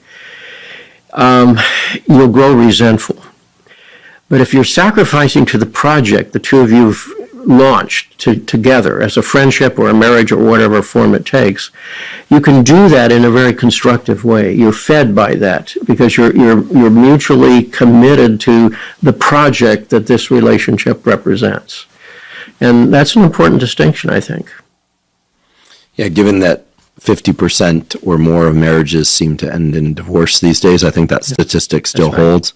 Do you think that can be largely attributed to people not arriving to those relationships with the mindset you just described, people not arriving to those relationships having a deep enough understanding of themselves prior to that, or something else? I think all of the above. First of all, young people tend to marry and make babies, understandably. And then 20 years later, in some way, they're a different person. And it's very hard for the premises that brought them together to still obtain in a developmental and honest way, many years later. When you reach that point, then there's a time for renegotiation, or if need be, unfortunately, the dissolution of that relationship. Because I had a colleague in New Jersey years ago who worked exclusively with the couples, and she talked about starter marriages. And she said, I would never say that publicly because that sounded too pessimistic. But she said, if you're lucky, your starter marriage will be a good one that will evolve and so forth. But for most people, that which brought them together was running from their parents or replicating their parents' relationships or their insecurity about themselves. Therefore, they bonded with someone else who was going to take care of that for them. Whatever it was, it's been outlived. Their own natural development, their life circumstances have changed, and then it brings about, the necessity of some very difficult decisions. So, marriage is an institution with the best of intentions that is sorely tested over time. And, sometimes it'll survive the test. I would not automatically applaud if somebody's been married 50 or 60 years. I would ask what has happened to the soul of that person in that relationship. Has it grown? Has it developed? Did they mutually support each other's growth and development? Or did something get stuck at that point? And our early family of origin dynamics still dominating that relationship? And from the outside, we usually don't know the answer to that question. But inside, you have to say, what has happened to this person? And the same is true with parenting. Parenting is very, very difficult because we'd like to think we know what's right for our own child, but then they have to spend a good part of their life trying to get away from us in some way, as we did ourselves, you see. And then if you remember that, then you're a little more likely to say, I really don't know what's going on here, but I have to pay more attention to what I think is wanting expression through my child and support that, rather than assuming that they're going to grow up and replicate our lives and our values, as I've said before. Given the number of people who do deep introspective work, either by themselves or with a trained professional, perhaps should surprise us that 50% of marriages do survive. Yeah, in a way, yes. And those that survive are not necessarily good marriages in the sense in which the person is growing and developing. They may be stuck, they may be afraid of the alternatives, they may be bound by economics, for example, or cultural forms. So again, from outside, you don't know what's happening inside the soul of that individual. And it's very important for us to not judge them for that reason. Earlier, you described the painful work, sometimes painful work of really addressing what one wants and really getting in touch with one's soul, psyche, and how society, or we think society, might not approve of that. And yet, when I think about popular culture, oftentimes it's the people that seem to be living in their own truth that are most celebrated. That's true. Like there's something about the crowd. I've shifted from mob to crowd here to make it sound more benevolent, but it's still a mob that cheers on the person who really seems to be in their, we say full expression or living in their truth, but who just comes out and says like, yeah, I don't really care what they're saying about me or what people think. I know me. I know my own goodness, my own intention, my own mission, and the people close to me do. Hopefully they have people close to them. And we say, yeah, like, go. It's inspiring. Yes. That's why I said earlier, many of the people in history that we would admire had difficult lives, but we admire them because they stuck to some value that was central to who they were. And they lived that, maybe at great cost, but they lived that through whatever suffering they had to experience. Again, from outside, we don't know, do we, when we see some cultural figure out there. Maybe they're manipulative. Maybe they're caught in a complex of some kind. We don't know from outside. You have to say, I mean, one of the shadow issues is how often people will live through a celebrity or live through a pop figure in some way, maybe imitate that person. Again, for a child, that's natural and normal. On the other hand, sooner or later, you have to say, but my journey is a different journey. Maybe they're living theirs, but am I living mine? And I don't mean this in any grandiose way. I don't mean that they have to go out and become something that's noted in the society, but to live in accord with something that is wishing its expression through us. That's why I said the final question in life is what is wanting to live in this world through me, rather than what do I want or what do my complexes want, because they're noisy chatterers in there. You know, I had a dear friend from another state write to me just yesterday, and he's in semi-retirement now and has been dealing with some health issues, and he said, now that I'm not distracted, I have time to work on all the goblins of the past that I left behind. And he's an analyst. So it's not like we get rid of these things. They're lifelong. This is why Jung said we can't solve these things, but we can outgrow them. There's a big difference. You know, you become larger than what happened to you, for example. You become larger than that voice inside of you that says you can do this, but you can't do that. And over time, you know, something inside of you is wishing that growth and pushing that, and again, pathologizes when that's blocked. So people can be doing all the right things as defined by their values and their environment, and it violates something inside. That's why we can be, quote, successful and achieve things, and it still feels empty. There's no there there. You know, you get to the top of the ladder and you realize there's no there there. And that happens so often in our culture. I remember one of the fiscal figures in the late 20th century who had a personal fortune of $400 million, and he was asked what was his philosophy of life, and he said, well, at the end of life, the person with the biggest pile wins.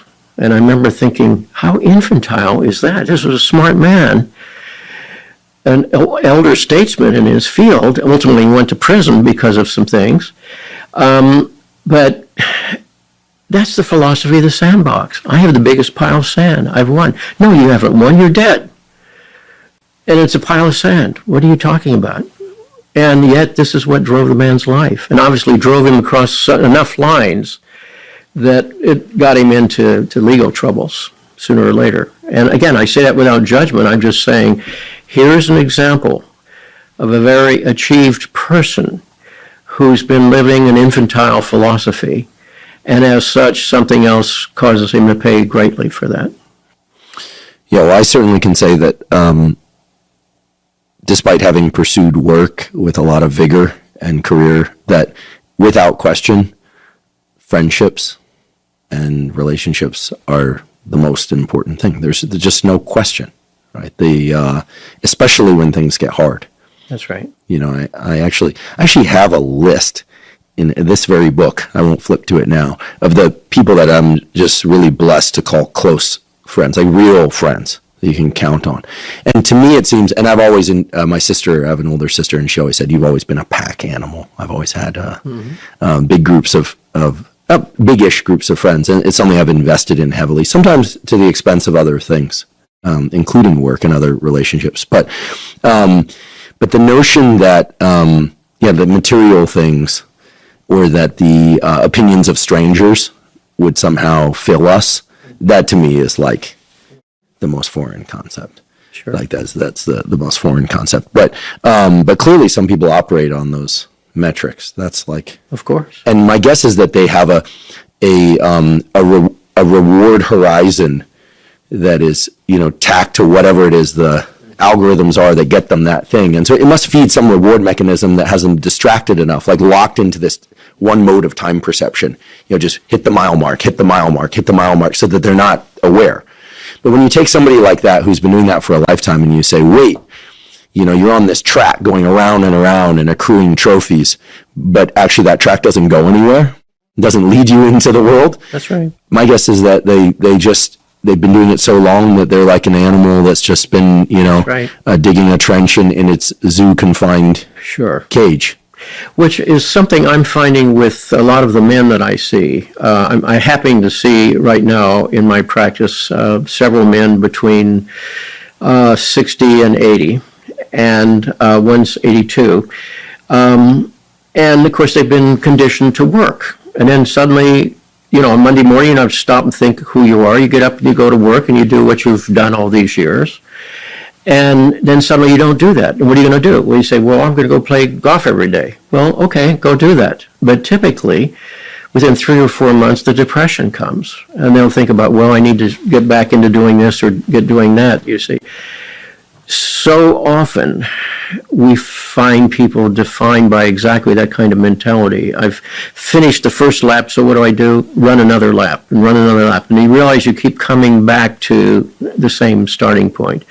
That's why I say it's not what you do, it's what it's in service to inside that makes a difference. So is that person being successful by external standards? Yes, whatever that means. Does that mean that their psyche is going to cooperate and give them that genuine sense of satisfaction in something? No, it won't. It's autonomous. It's not going to get co-opted into that. And sooner or later, chickens come home to roost. And then you have a depression, as I experienced, and or you find your relationships are in tatters all around you. So sooner or later, no revelation on my part, nature will express itself. And if we live long enough, then everything that we've pushed underground is going to be coming up.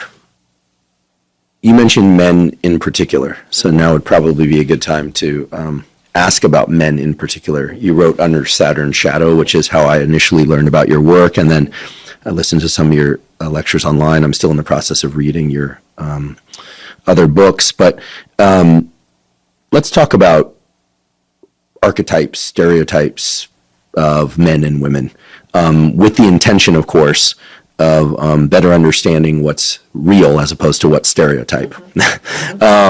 So in the, let's call it the 1930s, 40s, 50s, 60s view of men in the United States and elsewhere, there was this notion of kind of like the stoic and work and duty and to some extent a fair amount of mystique, right? Like it wasn't really because with fewer words we have less awareness, at least, of what people are saying. Who knows what they're thinking, whether or not they talk a lot or not. But there was this idea of the the male as somebody who did stuff, maybe thought about it, but didn't really talk about it much. Nowadays, things have changed.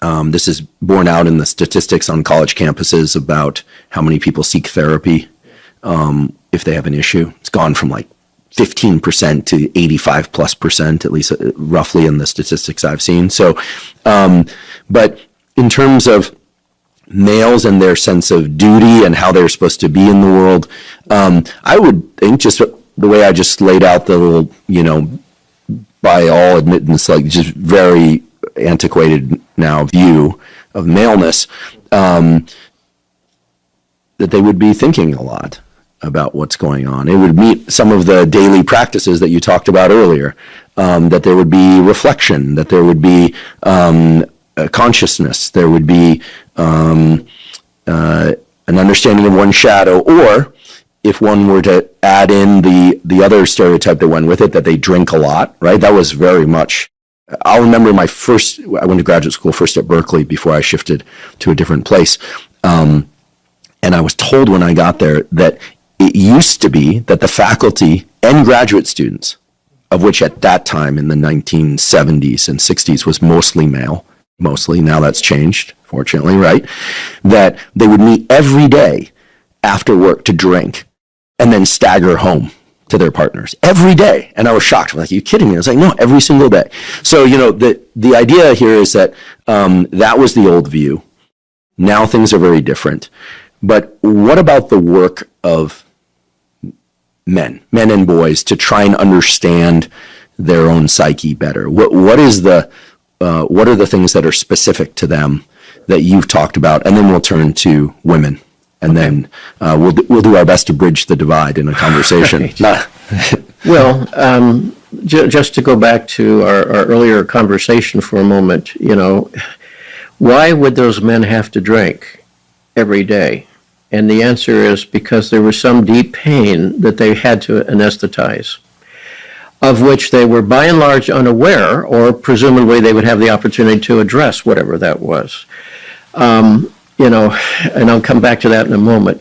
I've been asked often to speak about men by women's groups. And by the way, men's groups have never asked me to talk about women, right? Is that right? That's right. Individuals such as yourself. But it's mostly women's groups that have asked me to talk about those strange creatures called men. And I say, imagine these three things.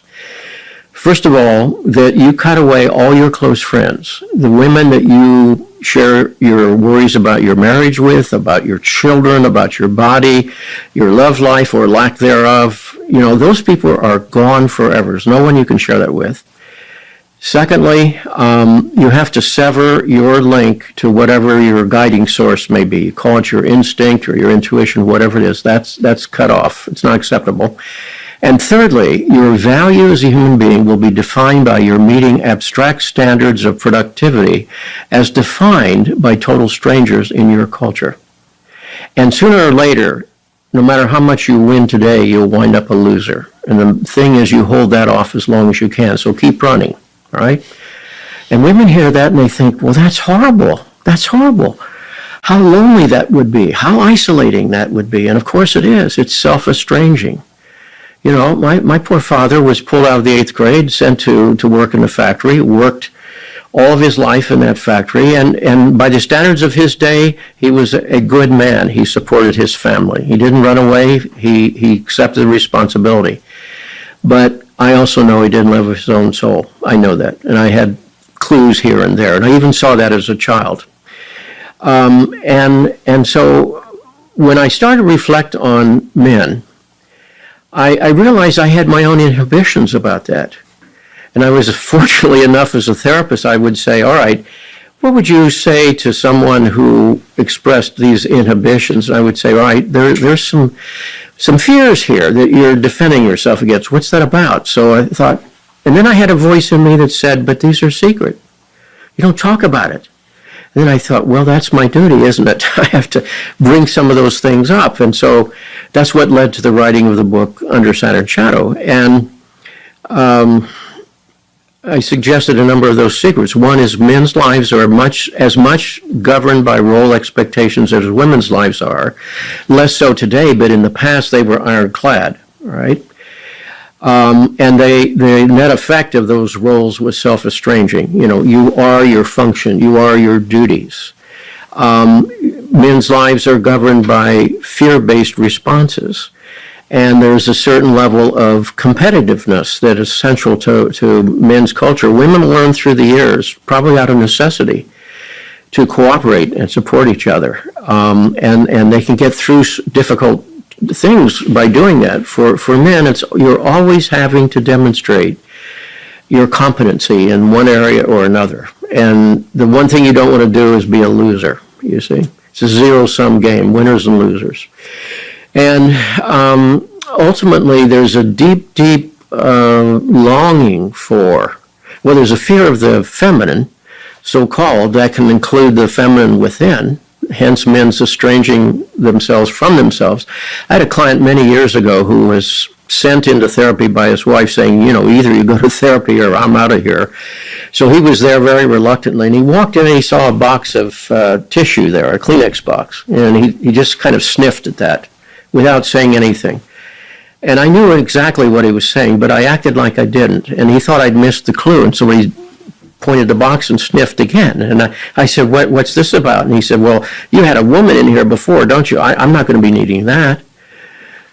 And I said, every man has a lake of tears inside of himself and a mountain of anger in there. And I said, sooner or later.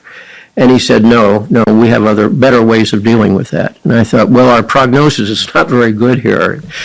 He left after about 5 sessions because it was just going to ask more than he was capable of.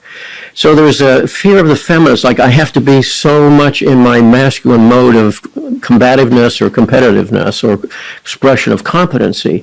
I can't afford anything that would undo my shaky hold on that. Wheresoever you see macho behavior, you see fear-based overcompensation is what it amounts to, right? Saber rattling is always a fear-based response. And underneath there is a very deep longing, for the wise father, for the person you could see some modeling from, who would teach you something, who would share with you wisdom he's learned along the way. And so, the condition of modern men, and things have changed a great deal, and I think partly stirred by the revolution in the history of women, and their courage in addressing these stereotypes about what a woman is and what she's supposed to do with her life required men to start looking at themselves as well. So women have done us a great favor, not always recognized by men. But, in both cases, you have to say, all right, the message you have from family of origin and culture may or may not work for you, but you're here to, in a certain way, deconstruct, those expectations and find your own path, you see. The Spanish analyst Irene de Castillejo, long deceased now, talked about the difference between focused awareness and diffuse awareness. And I think rather than talk about gender, which is a social construct coming out of this culture or this culture or this culture, talk about those are two different modes of orientation to the world, and we need both. We need focused awareness that's goal-directed behavior that is historically associated with the masculine, and we also need this awareness of context and of relationship. So this focused awareness without relatedness leads to sterility and isolation. And on the other hand, too diffuse without a sense of directed and purposeful behavior, means that one is just sort of fumbling one's way through life too. I've always said to women in therapy, to be a man is, in a sense, your requirement is to know what you want and to do it. But you have to do that too in what Jung called the animus, that is to say the so-called inner masculine or the inner focused awareness. And that goal-directed behavior is what moves your life forward in a purposeful way. But for men, it's about becoming aware of, again, context and relatedness. What happens if I have the biggest pile of sand at the end of my life? Well, obviously you can't take it with you, but in the end, it's only sand. Money's only money. What was your life about? That's the question. Women have to ask that. Men have to ask that. And sometimes the culture is supportive in that process. Sometimes it's opposed to that. And then that's when you have to engage in a fight. Men and women have a common summons here. And they can be very supportive of each other, as well as, celebrate their differences and recognize, as men are beginning to recognize, if you don't address what's going on inside of you, you're going to be simply a creature of adaptation, and you're going to lose your way sooner or later. When I came back from my training in Zurich in the 70s, I would say my practice was 90% women and 10% men. Today it's the reverse, 90% men. I don't put out a shingle and say I see men or women. I see both. But I think, again, it's the change is in men now. They recognize they're lost in some way. The old masculine definitions are no longer applicable. A lot of this happened with the Industrial Revolution, where fathers and sons worked together in the same trade. If you were a tanner, you tanned. If you were a carpenter, you built houses. If you were a shepherd, you worked with the sheep and so forth. And you sort of learn who you are from your rubbing shoulders with the father. Well, today, men go away to the factory or go away to the office, and sons are at home with their mothers, and they're female school teachers and so forth. And so there's, again, this deep hunger for the initiatory father, the supportive father. In traditional cultures where there were rites of passage, they recognized the importance of separating the boy at puberty. In a simpler culture, yes, but at puberty, it wasn't initiated by the personal father or relatives. It was by the elders in the tribe, often wearing masks or painted faces because they were archetypal forces. They were not the neighbor down the street. It was like, you're in the hands of the gods now, and they require you to leave home. And we're going to teach you things, but we're also going to bring about some forms of isolation and suffering for you. So begin to realize that you have within you the resources to undertake this journey. What we have now is a whole culture of uninitiated males who haven't left home, psychologically speaking. In the past, they were simply governed by masculine roles. And now, as those have dissolved for many men, there's very little sense of, well, what does it mean to be a man? What am I supposed to do as a man? And the answer basically is go live your life. Find your path. Find the courage and resolve and resources to sustain that over time. But how to do that is there's no model for that. It's you have to sort of find that yourself. You see. And that's what brings people into therapy at times. And it's interesting that I have right now this collection, and it's consonant with my own stage of life journey too, of I only have one man under 50. And all of the others are interested in how you deal with aging and mortality for good reason. And they're also dealing with how do I define myself other than my work? And that's where the unlived life often is coming back in a very useful way, all right? Although there are some things that have left and not coming back in terms of the changes in the body and that sort of thing. But basically, now is the time to address this emotional, developmental, spiritual life. That is to say, do you have any concept of a story that's larger than the stories of your complexes? You see, doesn't mean one has to be part of a religious group. It means that you have to question, what quickens the spirit in me?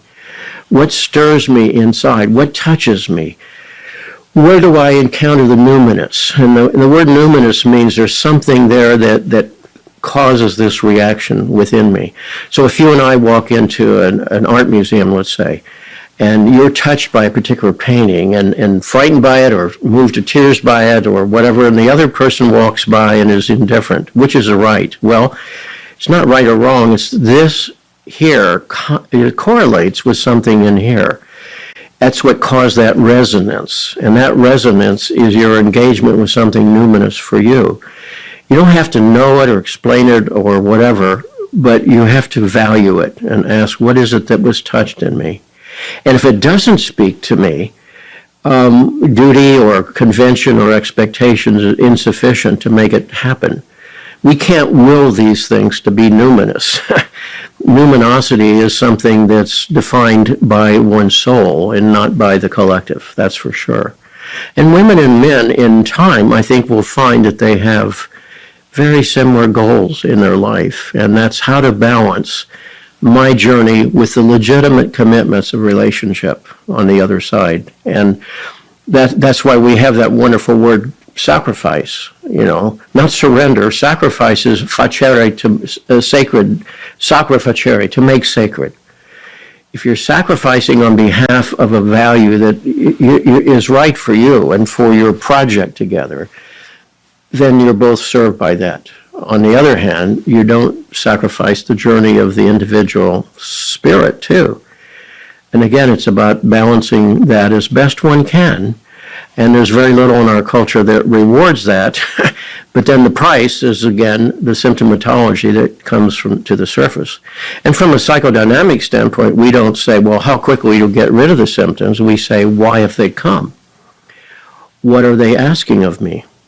That's why, as I said, my first question in therapy was, how quickly did I get rid of this depression, get back on the road, the careerism road, right? And I came in time to realize it was my psyche saying, you're on the wrong path, fella. You don't know. It's not so much that it's wrong, it's just not right for you. There's a big difference here. And you're going to have to find a different kind of conversation in your life and so forth. And during my training, I was obliged to, do my clinical experience. I was working in a psychiatric hospital in New Jersey. And sometimes I was shuttling back and forth the same day between the psychiatric hospital, a locked ward, and the university campus. And I came to realize the conversation in the hospital was more real somehow. It was more about things that mattered.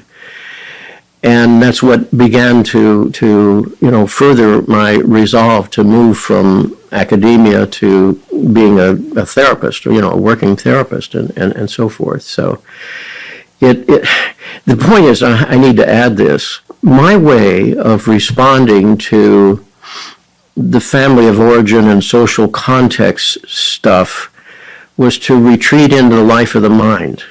I didn't realize that's what I was doing at the time. Mm-hmm. That's why the psyche had to reach up and pull me under.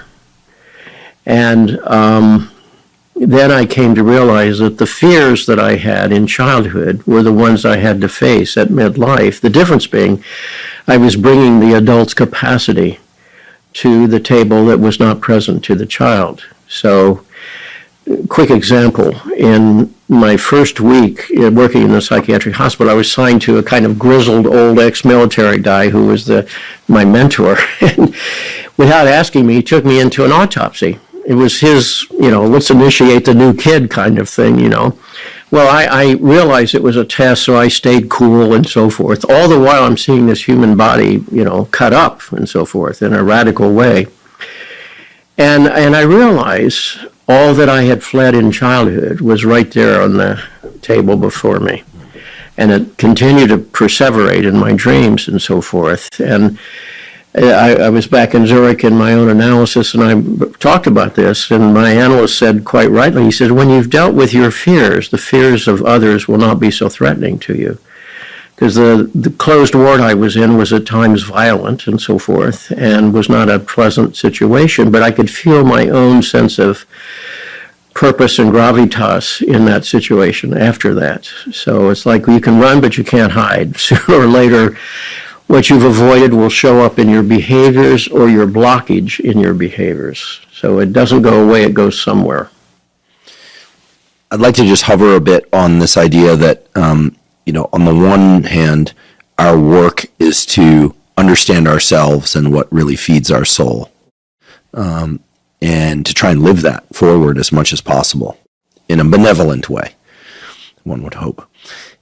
And on the other hand, anytime we are in the relational aspects of life, in particular romantic relationship, as we sort of framed it here. Yes. Because I think with friendships, and work relationships, oftentimes it can align with the self in a different way. And it's our work to try and, as you said, sacrifice, to sacrifice one for the other in a way that over time allows both to not just persist, but grow. And I'm also thinking about what you said earlier, which was, we should be cautious about immediately applauding the 50-year marriage, because oftentimes there's a soul death in one or both people. And that we don't want to celebrate that. And yet there's something pretty impressive about a 50-year marriage as a, if for no other reason, as an endurance event. But we have to be cautious about rewarding endurance events like that, because in as much as they sound to be about love, I mean, there's also the endurance event of the person that was a stockbroker for 50 years and got to the end and then walked out of the stock exchange or stepped out from behind the computer monitor and went, oh, wow, I missed a lot. That's right. So there's no handbook for this. You spend 15 minutes here and 30 minutes there, ratio of 2-to-1. Children absorb energy, and when there are health or other issues in a relationship, then energy goes, as well. So how does one guide the rudder? I mean, does it require third-party support? I mean, I've often thought that because we evolved presumably in small villages where there was support at closer proximity than perhaps we have now, people that know both individuals and have the best in mind for both and for the collective. I mean, is there the idea that like every romantic couple should have a third-party trained counselor to guide them? Seems like not a bad idea, although I think people are pretty resistant to that. And of course, it takes resources, which is always an issue. Sure. Well, there's nothing wrong with having the third-party conversation from time to time, that's for sure. We have to remember that what we call therapy is a relatively modern invention. How was that addressed before? You're right, at the village level. When people were living in vitalized mythological systems, that a sense of relatedness to the cosmos, first of all. Who are the gods? Whither do we go when we die? What's this life about? In other words, every tribe had its story. Secondly, what is our relationship to nature, and to live in harmony with that nature as opposed to violating it repeatedly for our own purposes? Thirdly, to whom do I belong? Who is my tribe? Who are my people? And is that a life-serving or a life-suppressing experience? And fourthly is the mystery of individual journey. By what lights do I conduct my journey, and so forth? And of course, those mythological systems were not particularly interested in the development of the individual, but they're certainly about the individual being subsumed into the tribal experience. At least you have a sense of belonging. Erode that, and people fall out of that into the abyss of the self, as it were. Jung put it this way. He said, people walked off the medieval cathedral into the abyss of the self, in one of his letters, you see. And it became a cultural contrivance with the best of intention to help people find their path and deal with whatever their psyche's reaction to, again, typically, not always, but typically what brings people to therapy is that their belief system or their conventional practices are no longer working for them. I had a client from Houston once who said in his AA group, their slogan was, "This isn't working for me, but I do it very well." That pretty much summarizes the first step of going into 12-step is that recognition. That's right. And then, 12-step, of course, provides so much more. But applicable to all of us. Our practices sooner or later will often, because they're driven by these stories that we carry intrapsychically, they don't work for us, but we've learned to do them with certain facility and so forth. And that's when the discrepancy becomes so difficult, then one has to face the fire, so to speak. Then what matters is how am I to conduct my life in the face of these circumstances, which I'm not able to solve in the old way. And that's the adventure. And that's the challenge. And at the same time, it's intimidating. to many people, understandably. So sooner or later, again, one has to say, is this your life or is it someone else's? Most people are not living their life, sadly. They're living reactively. They're living whatever the stories were. And I put stories not in the sense that they're not so conscious as such, as they are representing whatever message we internalized and produced a splinter narrative. Again, when triggered, it has the power to govern our behaviors. That's why, again, you start with your own patterns and say, where did this come from? I wasn't born with it. A pattern is something that is replicating itself as a result of this story spilling into the world. So, what I learned in my own life was I had put so much of my emotional distress up in the world of the life of the mind, which was rich and valuable. I don't repudiate that, but it was too one-sided. And what I had to do was come back and face what was on the operating table in that psychiatric hospital. The world of repressed emotion, fears, etc., etc. It's like both are true. Now, see if you can honor both of them. And when you do, something grows and develops within you to respond to that in a new way. So we've been covering a lot of human universals and things that everybody should think about and address. We talked a bit about things more or less specific to men. What about women? What are some of the unique psychic challenges that they face and need to address in specific ways? Sure. Well, first of all, each woman has to examine what was the message given her by her family, by her mother, her family, extended family expectations and role models, and cultural setting and so forth, and say, is this something that supports my personal growth and development or not? I mean, that's a kind of inventory. Men have to ask that same question as well.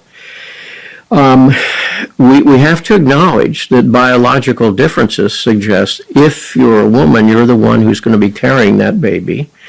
And still in our culture, the major responsibility for it, while shared by father and mother, hopefully, still is something you have to attend. And many women are trying to have it both ways, as we know, the career development and being a parent at the same time.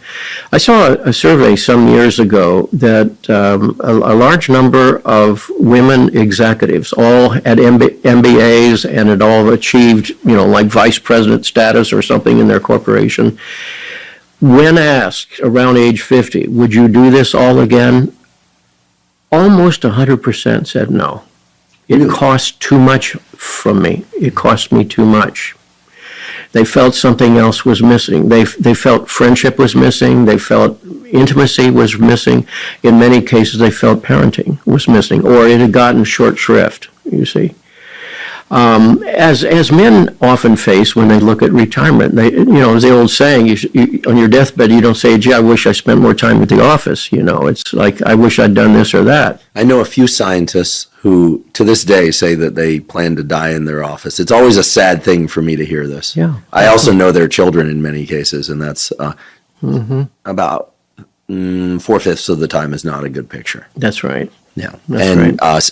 Again, not all, right? This 4/5, but because other colleagues are spectacular parents. But I grew up with the children of a lot of academics, Yeah. and a lot of times it ain't a pretty picture. That's right. So I think that another thing that men in our time really need to learn is if you're in a relationship, part of your role is supporting the growth and development of your partner.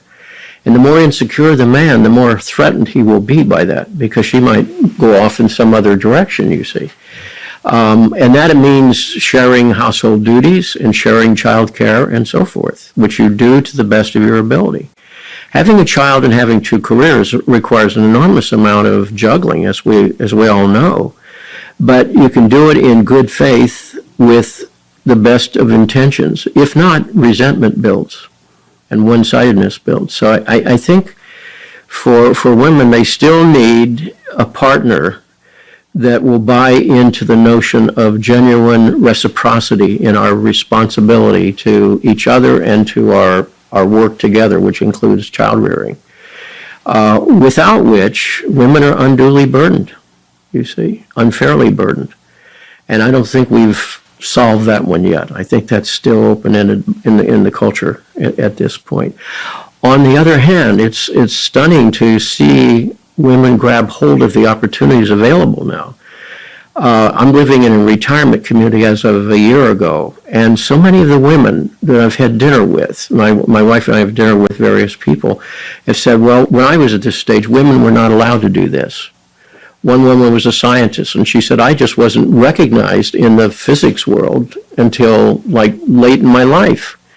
And you forget how recently that was the case. I mean, that was a deep violation of the human spirit. Well, it was routine. And so many of the women that I see there who are going to be over 70, most of them are over 80, lived in a world that was not unlike a segregated world. You know, just as, you know, I grew up where segregation was practiced by half of this country. It's not so long ago. Somewhat hard to fathom how much things have changed, and yet also how much things persist. That's right. That's right. Well, and, you know, the 60s happened, and what happened to the 60s is a kind of resurgence from below in both men and women, some men and some women, to overthrow the sort of oppressive nature of role definitions and so forth. You know, I mean, you couldn't think of marrying a person in another religion, for example. You couldn't think of marrying someone of a different race. I mean, it was the price of that meant you had to go live anonymously in the city somewhere, or you couldn't be gay, for example. The love that dare not speak its name, as it was called. All of that's been radically challenged, and rightly so. And yet, what that does is bring about a world of great freedom, greater freedom, but also ambiguity. You know, if this isn't right, well, but what's this and what's that? And people are troubled by ambiguity. And so, therefore, there's always a reactive nature in some individuals who are fighting that, you see. So, again, it shows up in various issues of racism, whether we have abortion or not, or whatever the social issue may be. A lot of what's playing out there is the traditional role definitions versus a sense of the autonomy of the individual to live his or her journey, you see.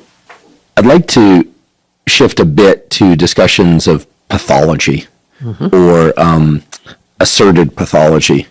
Nowadays, I think thanks again to social media, or no thanks to social media, there's a lot of use of psychological terms, narcissism, projection, gaslighting, clinical diagnoses. I mean, I admittedly took the liberty of saying that I, as a non-clinician, view the landscape of a lot of social media as borderline, and I have no credential to be able to diagnose an individual, let alone the internet. But so I'll be clear about my limitations whenever possible.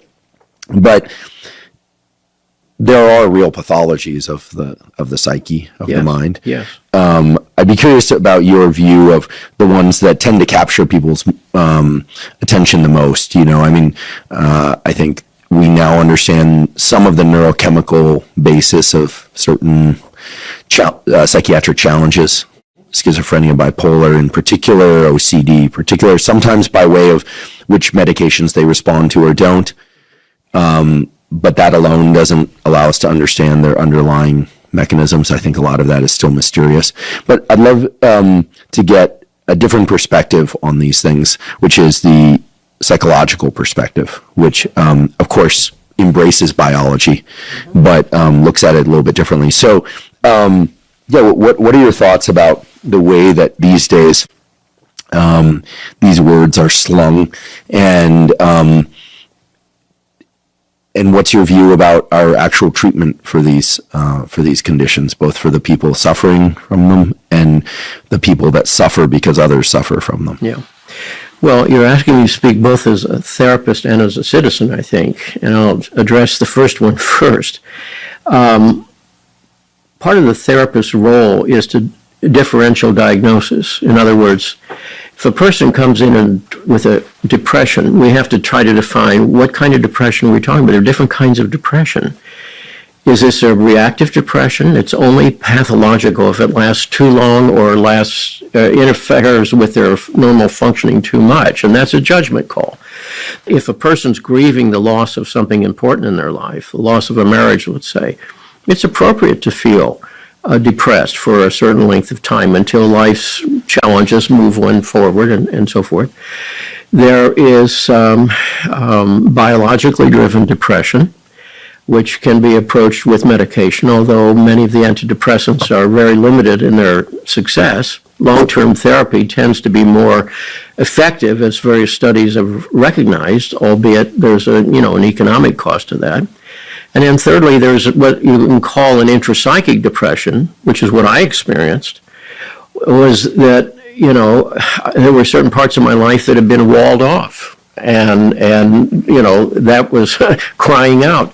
Pathology comes from the Greek word pathos, which means suffering, and logos, which means expression of. So pathology means the expression of the suffering. Psychopathology is the expression of the suffering of the soul. So what is it in terms of this person's natural desire to live in a meaningful way that's interfering with their life? Is it biologically driven? Is it a function of the social context in which they live? Or is it some personal task that they have to address? And that kind of differential diagnosis is essential.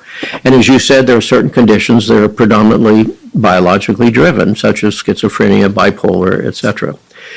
So, secondly, then, speaking as a citizen, the internet, and I don't want to get lost in the internet again, but it's a vast open stage in which whatever is unaddressed in people can be put out there without censorship, without reflection, without the other being represented. And, it allows people to reveal whatever is going on within them without genuine dialogue. And of course, you can have opposition, but what has to happen typically is, again, associating with like-minded people. I must be right because these other people agree with me, you see. So, any of these terms can be misappropriated and will be sooner or later. So what one has to say is we can only make diagnoses with, observation over time. It's very hard initially to know what's really going on. As I mentioned, what we do or what someone does is logical. What we don't know is what it's in service to inside of them. And you will not get much sense of that by the internet because it's too superficial. That's why it takes repeated observation and conversation for that to emerge. The reason I keep coming back to the internet is I think it's where most people get their information now. It's unless they're listening to this as a podcast, that's where they're going to get this information. I think what you said about the lack of dialogue being really key. I mean, I think we see this now also at the level of media. We have a very polarized media. Yes. This is an independent media channel. We don't have a political stance, despite what some people might assert. We don't, right? It's about science and health information for everyone who is interested. Zero cost. That's the mission. Understood. When we read and see things now, about politics, but also about business, about sport, about celebrity, about kids, about culture. All too often, the labels of psychology are placed on those. Kids are depressed. They're not just lonely, they're depressed. And they may very well be experiencing high levels of clinical diagnosis of depression. That could be true. So, my concern, it's a real concern, which is why I keep bringing this up, is that in doing that we both diminish the suffering of those who are really suffering from those pathologies. Yeah. And we also perhaps create a little bit of catastrophizing about, feeling low for an afternoon might be a great source of stimulus to go write or think or nap or insight. And, I loathe to think that in people learning terms that somehow they're getting further away from what they need. No, I agree.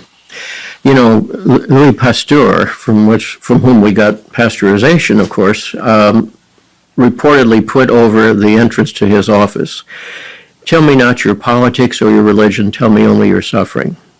And I always think about that in the context of therapy, because everybody's a suffering soul, because, life is difficult and then you die, so have a nice day, right? Life is suffering, and that's not pessimistic, that's just, descriptive. The question is, what does that suffering make you do? What does it keep you from doing? That's the central question. There's where the person is called into some accountability. If you're depressed, all right, what's the task that depression's asking of you? If you're anxious, where's that anxiety coming from? How much of that is archaic? How much of that was inherited from family? How much of that is unique to your life? And what is the task that is to be addressed there? I also wrote a book called Swamplands of the Soul that deals with anxiety, depression, loss, betrayal, et cetera, et cetera. And sooner or later, life is going to take us to swamplands where you find yourself really mired into something. And one will feel very much victimized in that way. But that's the passive experience. The summons is always, what is the task that this visitation to the swampland is asking of you? What do you need to address? If you feel that your partner betrayed you and left the marriage, for example, all right, and took your self-esteem with that, all right, well, your task is the recovery of self-worth, because without that, no other choice you make is going to be very good. And maybe that's a hard project, but that's nonetheless the work you have to do. So always the question, what does this make you do? What does it keep you from doing? And to bring responsibility back to the individual. And of course, some people are willing to accept that responsibility, some are not. And that makes the difference. I had a colleague many moons ago who said she could tell in the first hour whether the person she was seeing was a big kid or a little kid, because everybody's a recovering child. And the big kids could do the work. The little kids wanted someone to tell them what to do, or tell them that there's an easy fix to this. And in the long run, those persons are going to stay stuck pretty much until something else happens in their life, perhaps. Well, to me, it seems that the litmus test is the extent to which somebody is pointing fingers at others, or directing the work towards themselves. Regardless of who was wronged. Sure. One individual, both individual, regardless. Ultimately, I think what you're saying, and forgive me for interrupting, is that if one is asking what is the task, to develop to control one's anxiety, to develop stronger sense of self, to better understand what one really wants and assert that, to set better boundaries so that people's projections are not as permeable to us. Whatever it is, ultimately, there's no business of looking at what others are doing wrong in that. It's all an introspective and self-directed thing. That's right. Well, and you gave good examples of the kind of tasks that rise out of a person's experience. Now, for example, if a person has been subject to serious abuse in childhood, physical or emotional or sexual or whatever, it's affected their entire life. Well, what is the task? It's to wrest from that experience a sense of self, and that one is still here to live one's journey. That's why I said at the beginning of our conversation, I'm not what happened to me. I'm what is wanting to be expressed in my life through me. To get a person to that place takes some time and repetition, frankly. The two hardest things I ever learned as a therapist, and I still don't like either one of them, is patience. You have to sit with it over time. You have to sort and sift and sort and sift and hold this over time till something else emerges. And secondly, powerlessness. I can't fix anybody, right? But we can try to promote the attitudes and behaviors that will allow that person to find what is right from within them. because something in each of us always knows what is right for us. If we pay attention and if we are willing to honor what emerges and have enough courage to address that, then we can live in a different way. And it's very tough in the face of substantial abuse, for example, because it was so intrusive and so devastating. It's cleared out a space in which the self seems to find no room. But that's the task then, is the recovery of a sense of self and purpose that's independent of what happened to oneself. It's almost as if one needs to really understand their own story, but then be able to depart from that story. Yeah, that's why I said one has to have a larger story than what happened to you, right? One has to have a larger story than the story that one's culture gives you or your family of origin gives you. What is that story? That's why I said my instructions and my models were to stay home and stay safe. Something in me hungered, and I honor my teachers to this day. I honor a local librarian who showed me any book. She recognized this kid's a reader, so she said to me, "You don't have to stay in the children's section. You can go anywhere you want in the library," which I thought was like having a lot of candy. I enjoyed that. And as a child, I devoured the biographies of famous people because I think I was looking for clues about how do you live a larger life. I couldn't have languaged that. It was just some deep urge within. How do you live this life in a way that's more satisfying? And I was privileged to have some people there, notably teachers and a librarian, who gave permission to that and supported that, and I'm grateful to them. So, I think it probably would have happened anyway, but much later in life. But I look back and I realized there was something there that wanted to go, as I said, to see where the airplanes went, what the ocean looked like, what it meant to live in a foreign country, what it meant to learn a foreign language.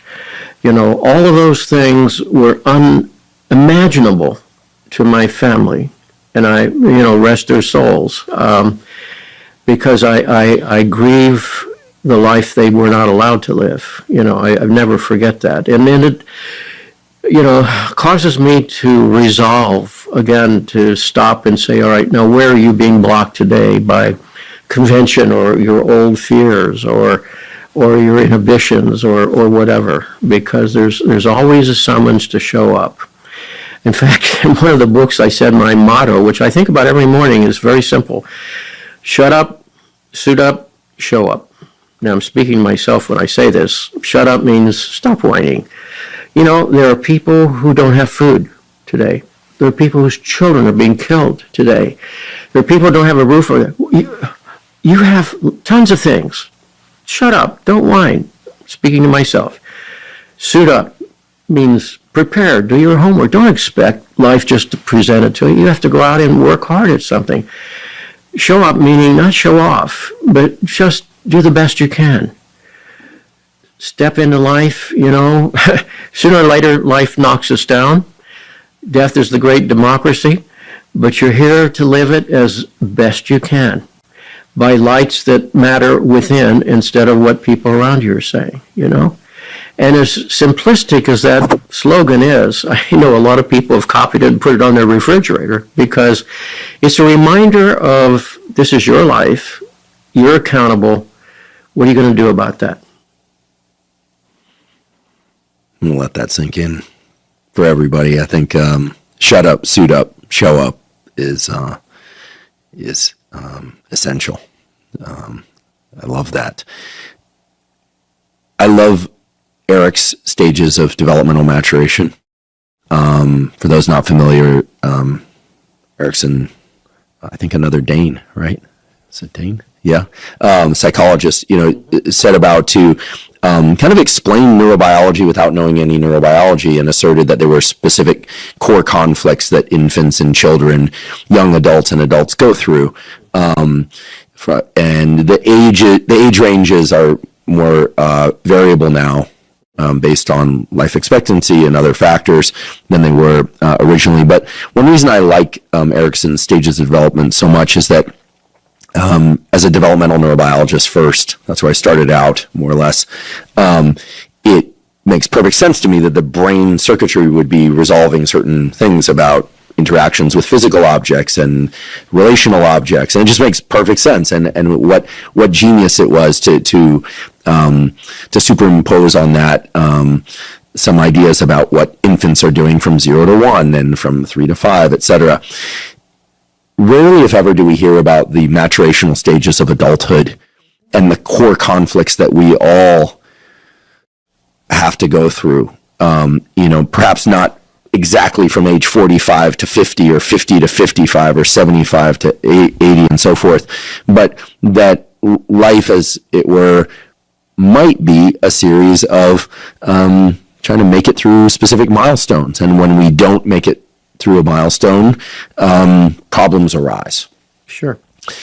You described the first half of life as one in which we're kind of foraging, more or less, for most people, unconscious of how our parental influences or family influences set about certain patterns that may or may not be healthy for us. And then at some point, some event comes, oftentimes a painful event, but it could be a joyous event, like the birth of a child or something like that. And all of a sudden, we get hit square in the face with the work that we need to do.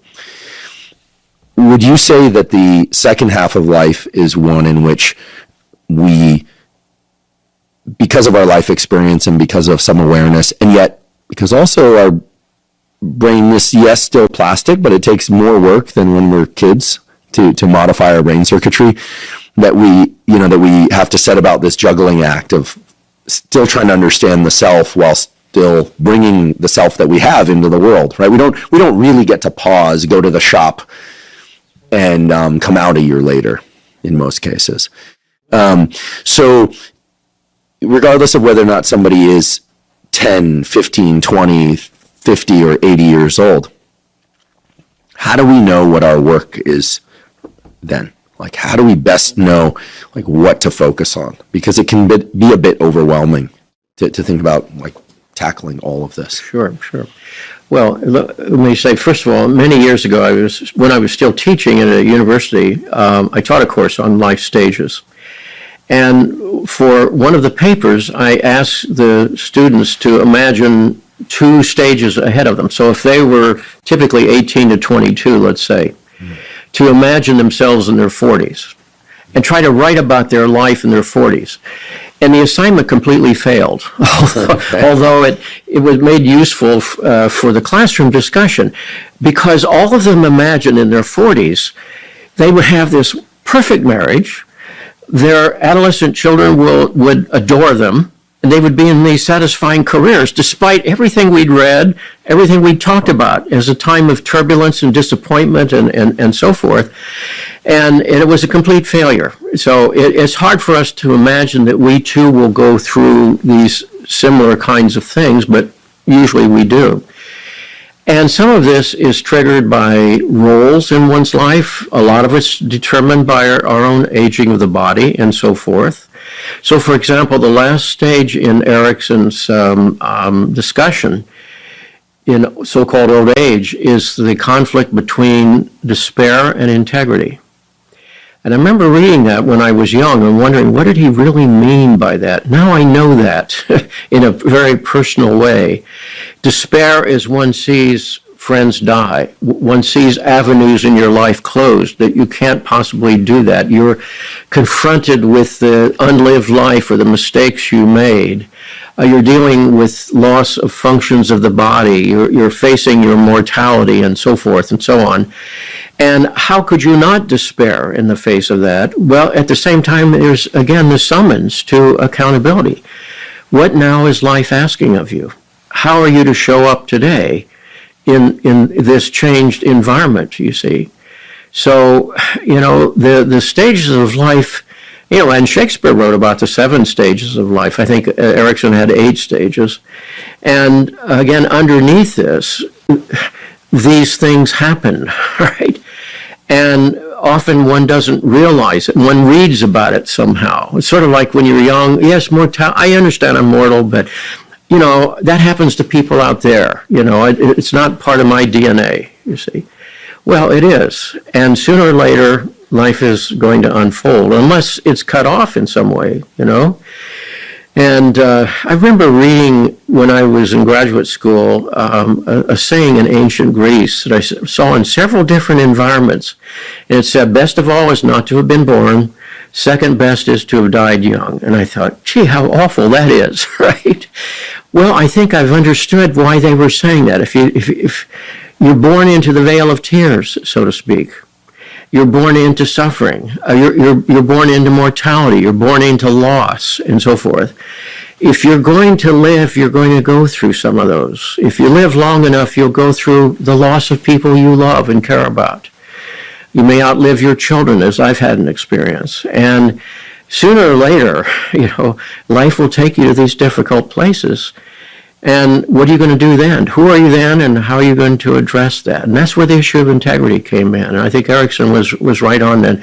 To be a person of integrity means to integrate something, to pull back one's stuff and sense this is who I am and this is where I stand vis-a-vis this dilemma. So I said the practical question is, how now am I to live my life in the face of this situation? That's a task that comes to each of us at some place in our life, and that never goes away. Let's talk about death. Okay. I've often wondered whether or not the human brain's ability to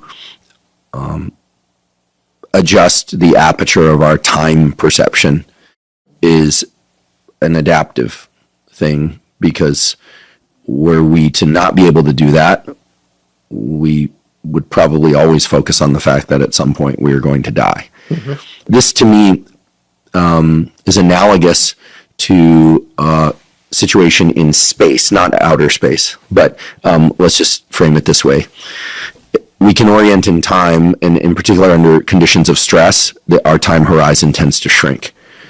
We have to solve for now. We get the troubling text message, somebody we care about is in trouble, we need to solve for now. So the time horizon has shrunk.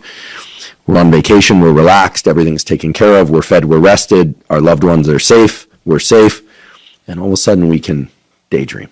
And so in the space domain, the brain can learn to navigate a small environment like this room, and in conversation, we're present to this room, but we can also imagine that we're just two people among billions of other people floating on a planet in the galaxies, and we can expand our notion of space. The space-time dimensionality of perception of the human brain is vast, and it can be consciously controlled or unconsciously controlled.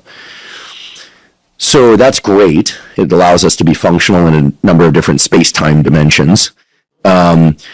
It also can allow us to avoid the reality, which is that at some point our time here is finite. Yes.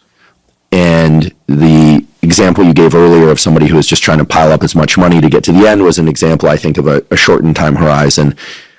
Other compulsive behaviors, maybe even addictive behaviors, I would argue, have some component often of being a way to avoid the reality of death.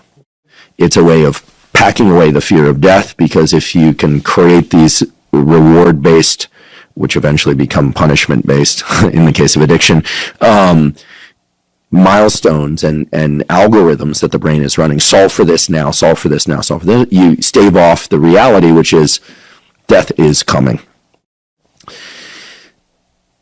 Are we as humans, meaning is it our work, if we wish to be the most conscious, healthy version of ourselves, to understand and acknowledge our sense of mortality? I think of the what I consider the great commencement speech of Steve Jobs at Stanford in 2015, where he talks about the knowledge of one's mortality is actually, in his words, more or less, one of the most important features of our self-recognition as humans. So that's the question, and then the challenge becomes how often to think about it. You don't want to think about it too much. It can because it can be paralyzing. It can lead. I mean, if we just think that if we acknowledge that we are indeed, it's a fact, just two people among billions floating around on a planet in the middle, then nothing really matters, right? One can get the sense that our impact is zero. Mm-hmm. But if we emphasize our impact, thinking that everything we do, like the movement of this book, is going to impact molecules that then will impact something. You go crazy. You become dysfunctional in a real way.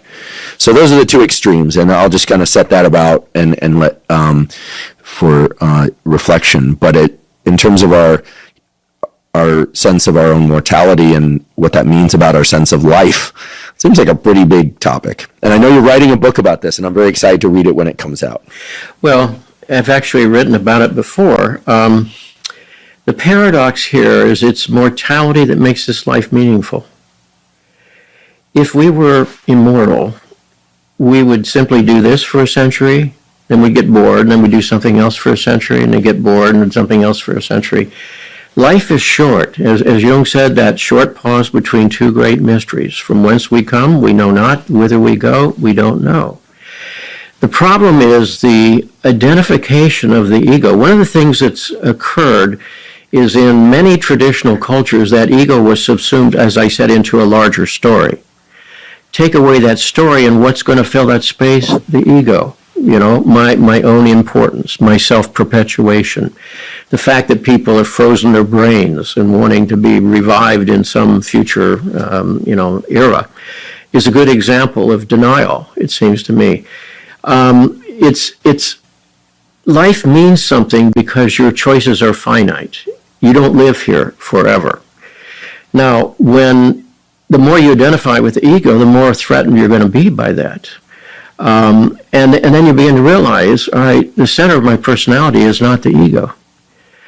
There are several things to say about this, none of which is proof of anything, simply observations. And Jung pointed this out in an essay once called The Soul in Death. The psyche doesn't seem to recognize its own termination. People who are overtly dying and they know they're dying. And one of my patients right now is a glioblastoma client who's not going to be here in a few months, who's acutely aware of mortality. But the dreams have to do with the journeys and crossings and things of that sort. In other words, as if the human psyche is not bound by time and space per se, but the ego is. So if there's another life, it's another life. You know, if there's a life after this, it's another life. This is the only one we know about for sure. And I would say, in terms of the fear of death, which most people don't want to talk about, but sooner or later it comes up in therapy, no matter what stage of life one is involved in, is either there's another life of some kind which is larger than my imagination can conjure up, or there's an annihilation of this ego identity. Either case, my theories about it and my anxieties about it are rendered moot. So again, the more I identify with the ego consciousness, the more I'm tied into its perpetuation. The less I'm identified with that, the less it matters. I would say to you at this moment, and I'm trying to be as honest as I can about it, the chief thing I worry about as I approach my mortality is I don't want my wife to be alone. I care for her, and I know there are areas where she needs my help, and I want to be here for her as long as I can. And my existence a little over a year ago was sort of problematic coming out of all those surgeries. So that's one reason we moved to a retirement community, so there'd be some structure there for her. Secondly, I don't, want to suffer, obviously, but that's outside of my control. And thirdly, I'm still curious as a human being. There's so much to learn. And when we're talking about the internet and its perils, it's also an enormous learning tool. I love to Google up things and find out about things that used to be so difficult to learn about. So I'm still heavily invested in the adventure of life, but I'm less and less attached to it in some peculiar way. It's the ego attachment, The German word Gelassenheit is the word for serenity. It's the condition of having let go. And the only solution, so to speak, for our fear of mortality is accepting it, paradoxically. Of letting go of the fantasy of the sovereignty of the ego, that it's immune somehow to the natural order of things, the natural progression of things. Now, I'm not saying that makes me wholly unafraid of death. That would be delusional, and it's in another way. But I can say that I'm not defined by it in any way. And I think you're right. A lot of people, what it usually produces is either depression and torpor of some kind or frenetic activity. So the inability of a person to relativize the ego in the context of the idea of the soul. And does that soul perpetuate? I don't know. If I knew, I would tell you. I wouldn't want to keep that a secret. I don't know. It's a mystery. Maybe I'll be conscious enough to experience it. Maybe I'll just be annihilated. Either way, as I said, my present speculations are just that, speculations, and ultimately irrelevant. And again, the thing we have to recognize, it's mortality that makes this life mean something, because your choices matter. You're here a short time. What are you going to do with that precious gift you call your life? What are you going to do with it? Well, I can't think of a more appropriate place to end, and yet I have still so many more questions, but I think because of today's conversation, I realize that those questions are questions to ask of self, as I think everyone listening and watching this surely is stimulated to ask many important questions of self. I must say I'm both a bit awestruck, frankly, because again, I'm familiar with your teachings and work in the form of books, and it was a great wish of mine in my life journey to sit down with you face to face and have a conversation. So that's why I'm speaking more slowly today than I normally do. My audience perhaps will notice that. And if they sense some emotion, it's that I feel like there's just so much richness here to take in for myself and for everyone listening to take in. I'm certainly going to listen to this again and take careful notes. And we likely will put some notes and some highlights. We always timestamp everything so that people can navigate back. But I think there are just so many essential prompts of the self, of the soul, that people are going to be motivated to take as a consequence of hearing your words today. So I just really want to say thank you so much for the work that you've done and that you're doing and continuing to do, and for taking the time to share this information with us, because it really is the guts, like the core stuff of being a human being. So thank you so much. Thank you, Andrew. May I just add as a footnote here, there's a wonderful letter of the poet Rilke to a young man in which he said, you want the answers. The key is to find the right questions and live the questions. You're not yet ready to live the answers, but you ask the right questions in time. If you live them honestly, with as much integrity as you can manage, someday you'll live your way into their answers for you. And that's what I would say. Ask large questions. As children, we did. What was this about? Why am I here? What's the story? What's going on here? We get so inured to those questions by our adaptive necessities. And we have to come back to those questions. I'm still asking those questions. I do it consciously now. Ask large questions, you'll live a large and interesting journey. Ask small questions and it gets diminished somehow. Another thing I say to a lot of patients, when you reach a decisive point in your life, we have to make a decision one way or the other. Ask, does this path enlarge me psychospiritually, or does it diminish me? And you usually know the answer to that. If you choose the larger path, you're going to grow and develop. It's going to take something out of you, but it'll give something to you. If you don't, your life gets narrower and narrower and narrower. And something inside of you knows the difference. And sooner or later, the psyche is going to show up with its point of view. And the more we fled from that kind of question, that kind of conversation, the more pathology is going to erupt when we've avoided the big question. So thank you for asking big questions, and thank you for inviting me to be part of this conversation today. It's been a privilege and a pleasure. Thank you so much. Thank you for joining me for today's discussion with Dr. James Hollis. I hope you found it to be as insightful and practical as I did. If you're learning from and are enjoying this podcast, please subscribe to our YouTube channel. That's a terrific zero-cost way to support us.